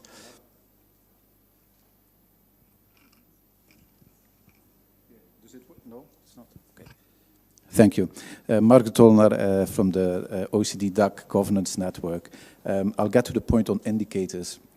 We have been focusing our work on inclusive governance. And in the OECD Development Cooperation Report of 2018, we had a chapter on governance. And for that, we used the varieties of Democracy Institute indicators. They now, I think, the biggest database on governance indicators, actually. And it allowed us to provide some empirical evidence on the fact that we have been doing very well in promoting participation, but that has not translated in empowerment as such. Empowerment, distribution of power among social groups or socio-economic groups, and using the variety of democracies indicator set, we have been able to show or to sustain one of our main findings, actually. We will have reports coming out on that work. So that article is already available on the OECD website, but we will have further work coming out by the end of August. But just to say that it's not an official, it's not national statistics, but it's available for global, regional, country level. Thank you. Thank you, and also from the OECD, but a different aspect. But I just wanted to come back to the question on accountability that you had posed. In terms of, if we are to respond to that, we also have to look at the political culture in which the SDGs are implemented. So I'll give you two examples that are very different. Mexico, for instance, is a very centralized approach to implementing the SDGs. They have national implementation, which is headed by the president, and even though there has been a change of government, this continues to be the case. And so accountability flows directly from that process. Another process which is completely different is in the Netherlands, for instance, where we have an SDG coordinator who says to me that what makes him most powerful is that he doesn't have the 3 Ps. He doesn't have pennies, he doesn't have people, and he doesn't have power. Why? Because that approach is really much more about bringing different stakeholders together, and that's what builds the accountability system. So in terms of looking at the accountabilities, we also need to look at the political culture in which they are embedded. And of course, this is where peer-to-peer learning is so important, and why, to some extent, we are going to be launching a hub for the governance of the SDGs in September, because it's really about providing these examples and seeing which countries actually align with each other. Just very quickly in terms of the nexus, Goal 5 and Goal 16, we're working very much on gender budgeting and gender mainstreaming in public policy, so we have a lot of examples of how countries are doing this at the OECD. And we also, in response to something that you mentioned, there are many non-OECD countries who are actually much further ahead than OECD countries when it comes to not just aligning gender budgeting, but integrating it. And so, again, having a space where we can look at these different policies together is really incredibly important. And finally, just to mention also the tool that I was talking about earlier on policy coherence for sustainable development.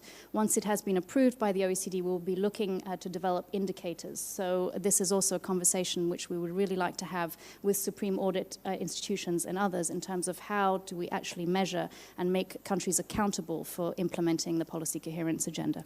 Thank you very much. So we have a couple of speakers coming up, Stephen, and then Henk-Jan and Annika, and then we'll take the questions from the audience. I see there's quite a few.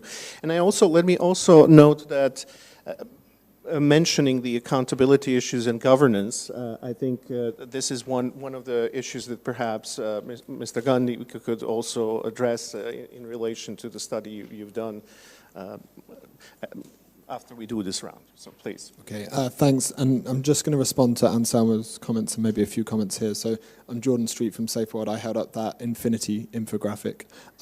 So I think the policy side of things is really important, but unless we localize these commitments for people that are actually working on this, we're not going to get that nexus. We'll just have the nexus on a piece of paper in a government office, but we're not actually going to have that nexus where people are actually working together to see what that change is. How has this actually worked in practice? Over kind of 3 years of learning, and this Infinity infographic that I had is not a theory thing, it's a practical, it's evidence interaction. We saw that if you ask people genuinely how the SDGs are relevant for them, you'll get very different answers than if the government and the UN sometimes, or INGOs like myself, devise our own strategies, right, in capital cities. And that is the core of this, that we have to make sure that this is relevant for people first, so that civil society working at local and national level can see how this international framework helps their work. Because we've had so many international frameworks, right? We had the MDGs, for some colleagues here today, we've had the New Deal, and sometimes these international frameworks genuinely actually make action happen, but sometimes they're promises that fail to deliver action. And civil society and local communities and people working on this, they're fatigued by this. So we have to actually think really genuinely how we're engaging these people and using the SDG 16+ framework to open some doors. Just 2 really quick examples. One on access to justice in a country where we're working. Human rights defenders, previously when they were talking about access to justice, they were not being heard by their government. They were sometimes being arrested. But now they've realized that SDG 16+ framework and 16.3 is an internationally legitimate agenda that talks about the issues they were talking about. And so they've reframed some of their work, and it's allowed them to have better relationships with authorities, but actually to get some of their messages heard. And then the second thing is on women's political participation. So a lot of the time in some of the countries where we work, women's political participation is seen something for the women's groups and the women's groups only, right? But we know it's a lot broader than that. And so having the SDG 16 plus framework and showing that SDG 5 and SDG 10 is part of this, it enables those that are working on peace and governance to see that women's rights issues are actually core to delivering on the agenda they want. So it's really around the localization process, I think, that is actually going to unlock this action. And that 11-step framework is yours to take. We can't do it. We're a small INGO. It's yours. It's for the UN. It's actually to invest in this process so that in 4 years' time, we come back and we hear about how the localization has worked in all these different contexts, rather than just talking about policies and theories. Thank you, Jordan. Yeah, so just a few points. First, on the indicators, the question from South Korea. Yeah, the global indicators is the set of indicators that every country is supposed to really monitor. But they always, of course, have the liberty to add countries that are specific for their context and can add indicators for their specific reporting at the national level. And then I want to say a few things about the nexus. I mean, the nexus has many components, but two I want to mention specifically. There are, of course, interventions that are reflected in more than one indicator. If I take, for example, a project on women participation in politics, that will be reflected in Goal 5.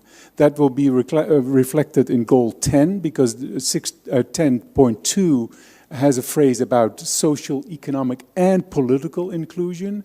And it is reflected in Goal 16 in 16.7, which also talks about inclusive participation in decision-making. So that would be counted in 3 indicators, reflecting 3 targets. But what I also want to say about the nexus is that there is a transformative component to it. If you include women in political participation and decision-making, you might also get more peaceful societies, which actually there's a lot of evidence that that is the case, that you do get more peaceful societies when you have women participation in peace building and political processes. So that will then also have an effect on 16.1 in terms of violent deaths. And then one more thing on the nexus. We at the UN in the Peace Building Support Office are also very much looking at the humanitarian development peace nexus. So the three major components of work that the UN is involved in. And what is really important is that anything you do in a country can have a positive effect or a negative effect on the conflict dynamics in a country. And so you want to minimize the negative effects and the do no harm principle, and you make sure that your projects are conflict sensitive.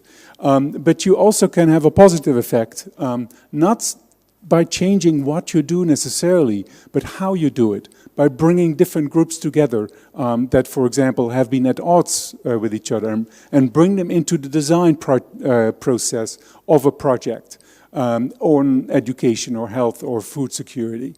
And that will then also have a positive effect on peace. Thank you. Thank you very much, Jordan and Henk-Jan, of course, for reminding us that the real impact is at the national and local level, and that in fact, in the whole of the government approach, there's also the approach that requires not just development actors, but certainly humanitarian political and other actors to step in to do, especially on Goal 16. I will pass it on to Annika, who's going to talk about the national indicator and give us an illustration. So thank you very much. Thank you. I try to be short so one of you or two of you can still ask questions. With the national indicators, UNODC, the organization that I work for, we combine the idea of the multilateralism working together of the countries in implementation of conventions and of standards and norms. So we've been working for a long time with states to produce data. So we've seen it already before the discussion started about what the global indicators should be, that in some areas collecting data that not only comes from countries regularly, but comes in a manner that you can also compare and see where the problems are in some regions or countries, that is very difficult. And we all know in this room, I think, that people often say, especially the people who collect, who are supposed to collect data and are not trained in justice issues, that it's almost impossible to measure access to justice, particularly 16.3's indicators. And we have an annual survey, so we've seen in the years when the SDG agenda, when the Agenda 2030 was discussed, that sometimes the data that came in on justice was really difficult. And in many countries we see now capacity building needs to happen in order to be able to produce data on justice, but that in some countries this is really also used by actors within the government that were initially not having such a loud voice, that they can now talk to their colleagues and convince them to use the opportunity of trying to show to other countries that they are implementing and achieving SDG targets, that this is actually a good thing, that capacity needs to be built in courts, in the police, that people need to share data. And some countries, and I would like to use the example of Indonesia, I don't think she's in the room anymore, the deputy minister, what they did was at a very early stage, when the Agenda 2030 was just being finalized, they integrated in a national program that they had some additional goals that they wanted to achieve. They were connected also to SDG 16, and they immediately developed national indicators. So not only do they produce on the global, so they also use the capacity that they have to shine a light on, for example, access to legal aid services, and to really see that they combine it and to use the political momentum that it has, and also the obligation of states to report on progress,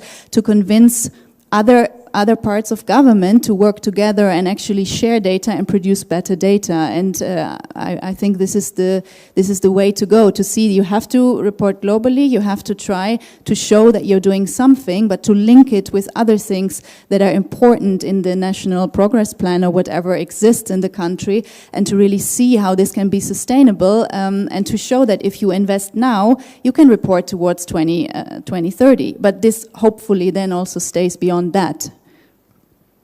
Thank you. This is very helpful, obviously, to learn from different, this is why we're here, to learn from different country examples. And Beatrice, and you have mentioned a couple. We have very few questions. So 1, 2, 3, I would like to start there. Please, if you can introduce yourself.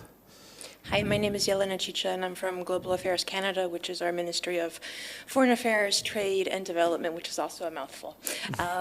And so we look at SDG 16, obviously, from the point of international assistance, and my program is, frankly, at the nexus of humanitarian development peace.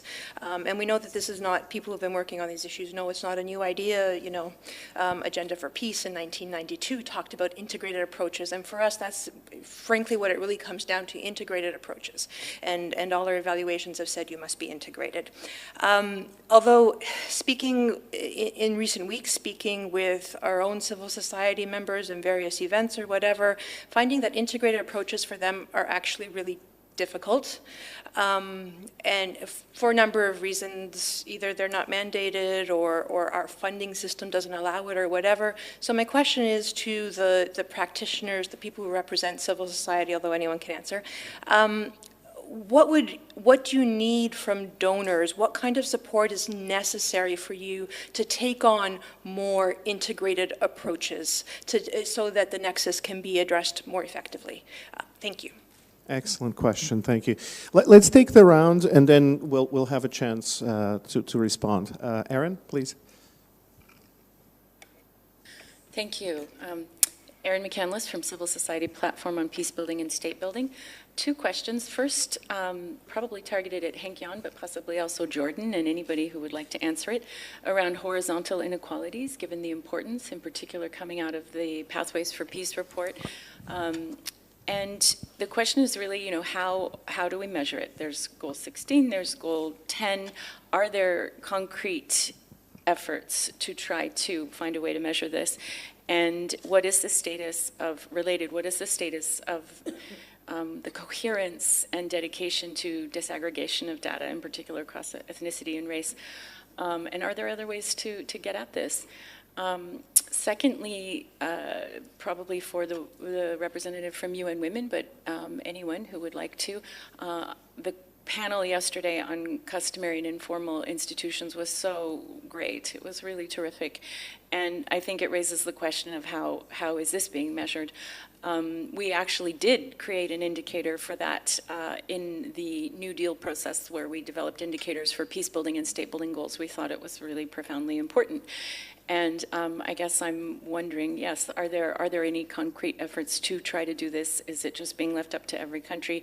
And can there be an effort to try to mobilize an effort to do that, given the importance? Thank you. Thank you, Erin. Please. Hi, I'm the UNODC Youth Advocate for the Sustainable Development Goals.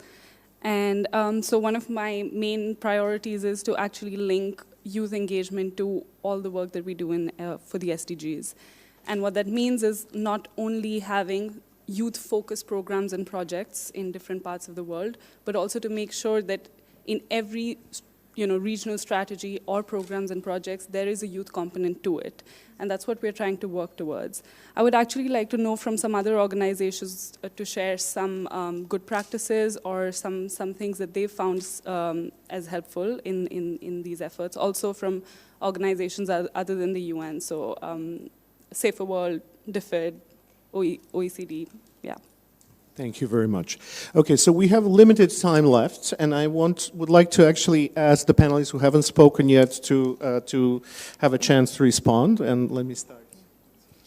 Thanks very much for the question on integrated approaches from a donor perspective. So I'm from a donor-funded program, and I think one of our biggest challenges in birth registration specifically, so identity, birth registration is what I work on mostly, is that there is such a emphasis on the individual indicators, not on the outcomes. And the outcomes do take longer to assess.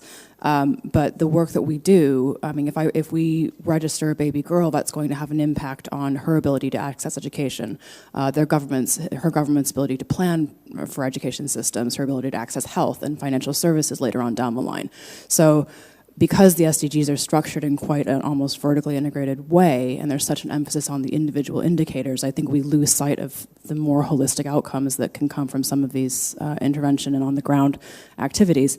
So I would say, from a donor perspective, trying to identify those cross-cutting enablers that are perhaps going to be the foundations for the individual SDGs or sub-SDGs, it would be really helpful. Instead, we are very strictly tied to specific donor targets on vertically oriented indicators, which means that we can't kind of double count things. We can only count things once, which doesn't really give a holistic assessment of the work that we're doing. So I would say that would be a really kind of key ask, at least from my donor-funded program, is to focus on the broader outcomes and not necessarily get too in the weeds on counting the specific indicators. Thank you. Yes, please.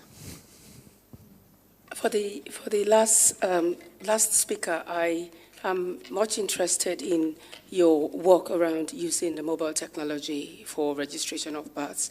What I want to know is how is it aligned with the private sector? Because in our countries, the mobile network is really a private-oriented initiative.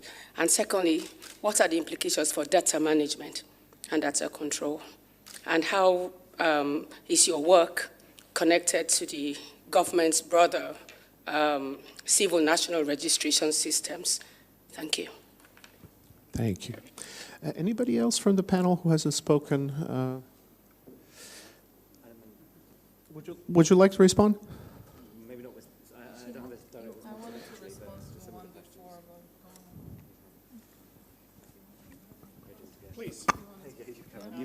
Okay, so very quickly to build on the response to what the donor community can do, I agree fully that investing in programs, projects, strategies that have shown impact on many different different targets would be essential. And one of the issues that have come up in the last days is investing on prevention of violence against children. We have evidence-based policies that show the impact on many different parts of our work, security, rule of law, access to justice, and so on. And the other point, and I think we should thank Canada as one of those donors, is investing in long-term integrated programs, because one of the main issues we have on access to justice and rule of law is short-term, donor-driven, very closely monitored programs that are not going to show much impact because they are so short-term, and we know it takes time to change in this area. Thank you. Yeah, sorry. I keep being introduced as Mr. Gandhi, which is very nice, which is my surname. What I was presenting at the pitch was slightly different to what everyone else is presenting, which I hope I made clear. The point really was about, so we launched a kind of governance position paper, and I think it speaks to a lot of the discussion over the last couple of days that we think about SDG 16 and we think about the specific indicators. This governance position paper tries to look outside and look broader and look beyond, and tries to do some of that kind of unpacking about how governance is important in itself, but also important to the other SDGs, and tries to think more broadly about how governance is important for both delivering the other SDGs, but as a goal in itself. And so some of that thinking is about looking at outcome and probably impact levels as well, thinking about how we can use governance, for example, on this kind of nexus between peace, security, and prosperity, and how governance contributes to those. And I think DFID at least recognizes that some of the challenges of doing 3 or 4 year programs with relatively tight kind of log frames and results frameworks that are really clear about what should be achieved doesn't really look beyond what it should be, beyond what a program can achieve and a program is achieving. And I think there is an effort to be more flexible and adaptable and to understand the broader context and the broader impact of programs. I think there's a balance, the balance that we as donors need to strike, which is between holding implementers to account and also having that broader impact.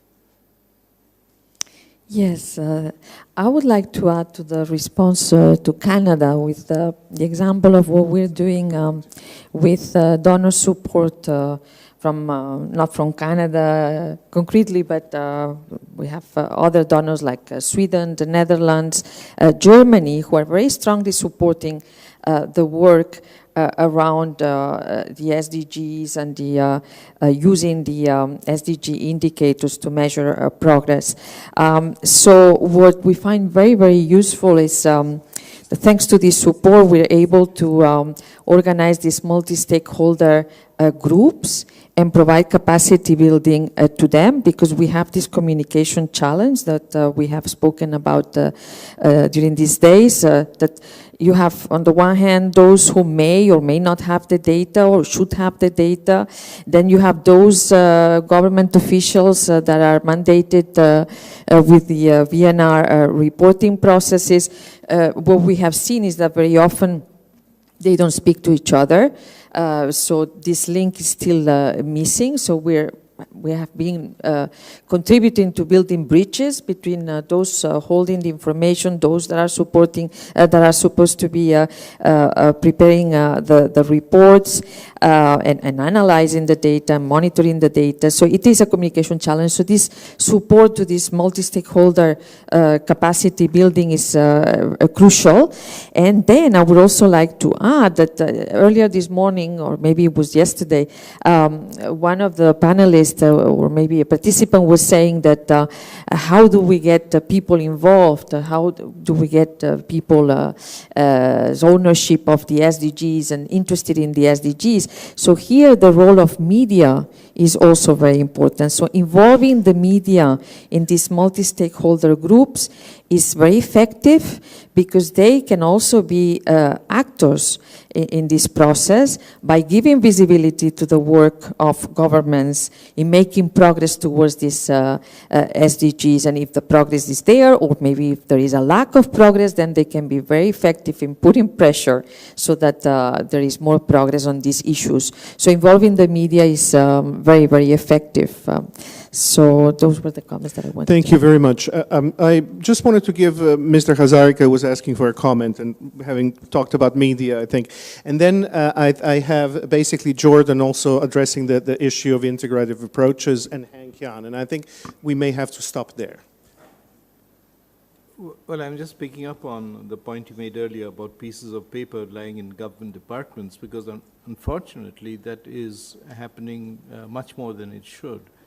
And I take the point of coherence, coherent commitments and policies, because we have a situation in 53 countries across the world which are former colonies of Britain, which have virtually a common law, and in which arbitrariness, discrimination, and prejudice and impunity are virtually mandated.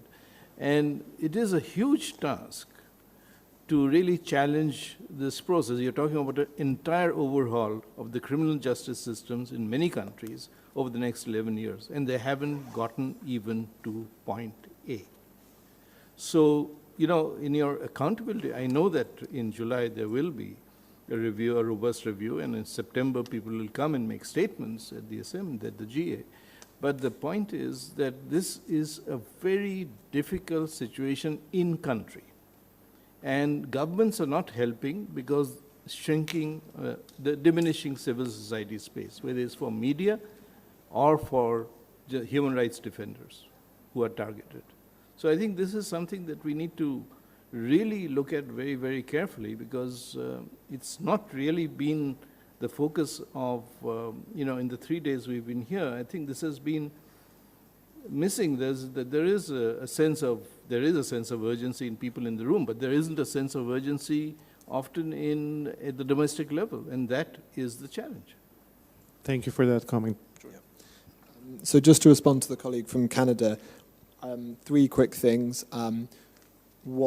Two that are not very self-interested, so I'll get in trouble with my bosses. You know, the first thing I think, my reflection from the last few days here has been I've heard a lot about how people are working on certain targets, but I'm not sure how that work has changed over the last 10 years. Are they doing anything new?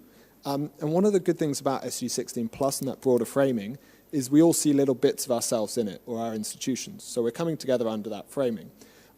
But I haven't seen necessarily the evidence of how the reframing around this is changing things at a subnational or national level. And so I think for a donor like Canada to maybe invest in learning around how this can actually do what you want, the integration, and how it can bring communities together, I think that would be a really, really interesting thing for somebody to do. Then the 2 other things, the problem, and I was trying to explain this a little bit in the localization stuff, the problem often with this kind of work is we're asked specifically to work on targets. We're not asked to see how this is relevant for people and then go with what people's priorities are. And so I think one of the things that I know it's tough for donors to do, but is to have some flexibility around programs around SDG 16 Plus that actually focus on people's priorities and allow then the programs to develop from those priorities, not to go into Somaliland and say, we want this to be about access to justice, make this now about access to justice, but actually to get what people want. And then the final thing is we do need to find a way to support local organizations better, because they really are the ones that are supporting authorities to deliver this. And if our support just goes to the UN country offices and local authorities, it's actually not going to have that broader ownership and that social contract that this really needs. So there would be the 3 points. But we can follow up after. Yeah. Okay. Just a few points. The integration is something that is really important in the UN, because we do function often as silos, and therefore is the humanitarian development peace nexus is so important to us. And one of the things that we have been pushing is that there is really a joint analysis done that every single entity in the UN system participates in, and really looks at integrated multidimensional risk analysis that drives, that is part of the country analysis, and then that drives the UN activities on the ground by the country team. And that should include also peacekeeping missions if there is one, and of course the humanitarian actors. On the horizontal inequalities, I really hope that civil society is picking up this challenge and producing an annual report based on survey data that you can use to calculate an index on horizontal inequalities based on informality rates and any other source of SDG indicators that is based on survey data with geographical information. But you could start with just printing maps of informality rates on the lowest administrative district in the survey data, and you will just see the disparities within a country on informality rates. And I want to say one word on youth in response to somebody across of me. Youth is really critical, just as women. It's a group that is very underrepresented in political processes, actually worse than women. There are only like 2%, I think, of young people in parliaments in the world. And the Youth Peace and Security report called the Missing Piece, I encourage everybody to Google it, has some really good recommendations to increase youth participation in political processes, in social and economic activities, and support these youth in doing that. Thank you. Thank you very much, Henk-Jan. I think we had a very rich session, and it ended on the note which I think is very important, the integrative approaches. And I think the multidimensional assessment of risk certainly comes as very important at the times where risks are increasing and need for evidence-based approaches shared by very different parts and levels is very important. It's important to, the information that is gathered at the national level is not only fed to the global level for reporting, but goes back to the local level in order to help identify those left behind and form the policies. But also, so in this regard, I think sharing evidence-based information and assessing risk is, it would be obviously a very good integrative approach in the UN, but should also obviously include government actors and the civil society in the broader sense and public sector. I think this is something that is very much needed for this. Of course, this session was about learning, and I think the whole conference is really about learning from each other what we have done in very different complex areas of SDG 16 thematically and in terms of partnerships. And I understand we will be learning till 2030. So this is part of that process. So I think we stop here and we take the stock of what we have, and until next time.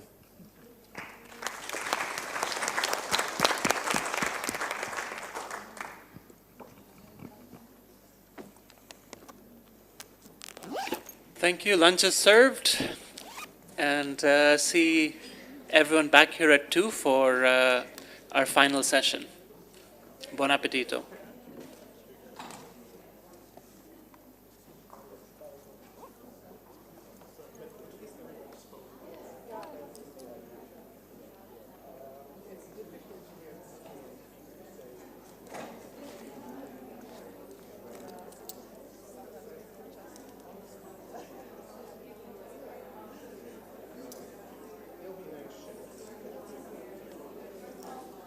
Thanks so much for your contributions. They were great, and I think they were very well appreciated. Sorry.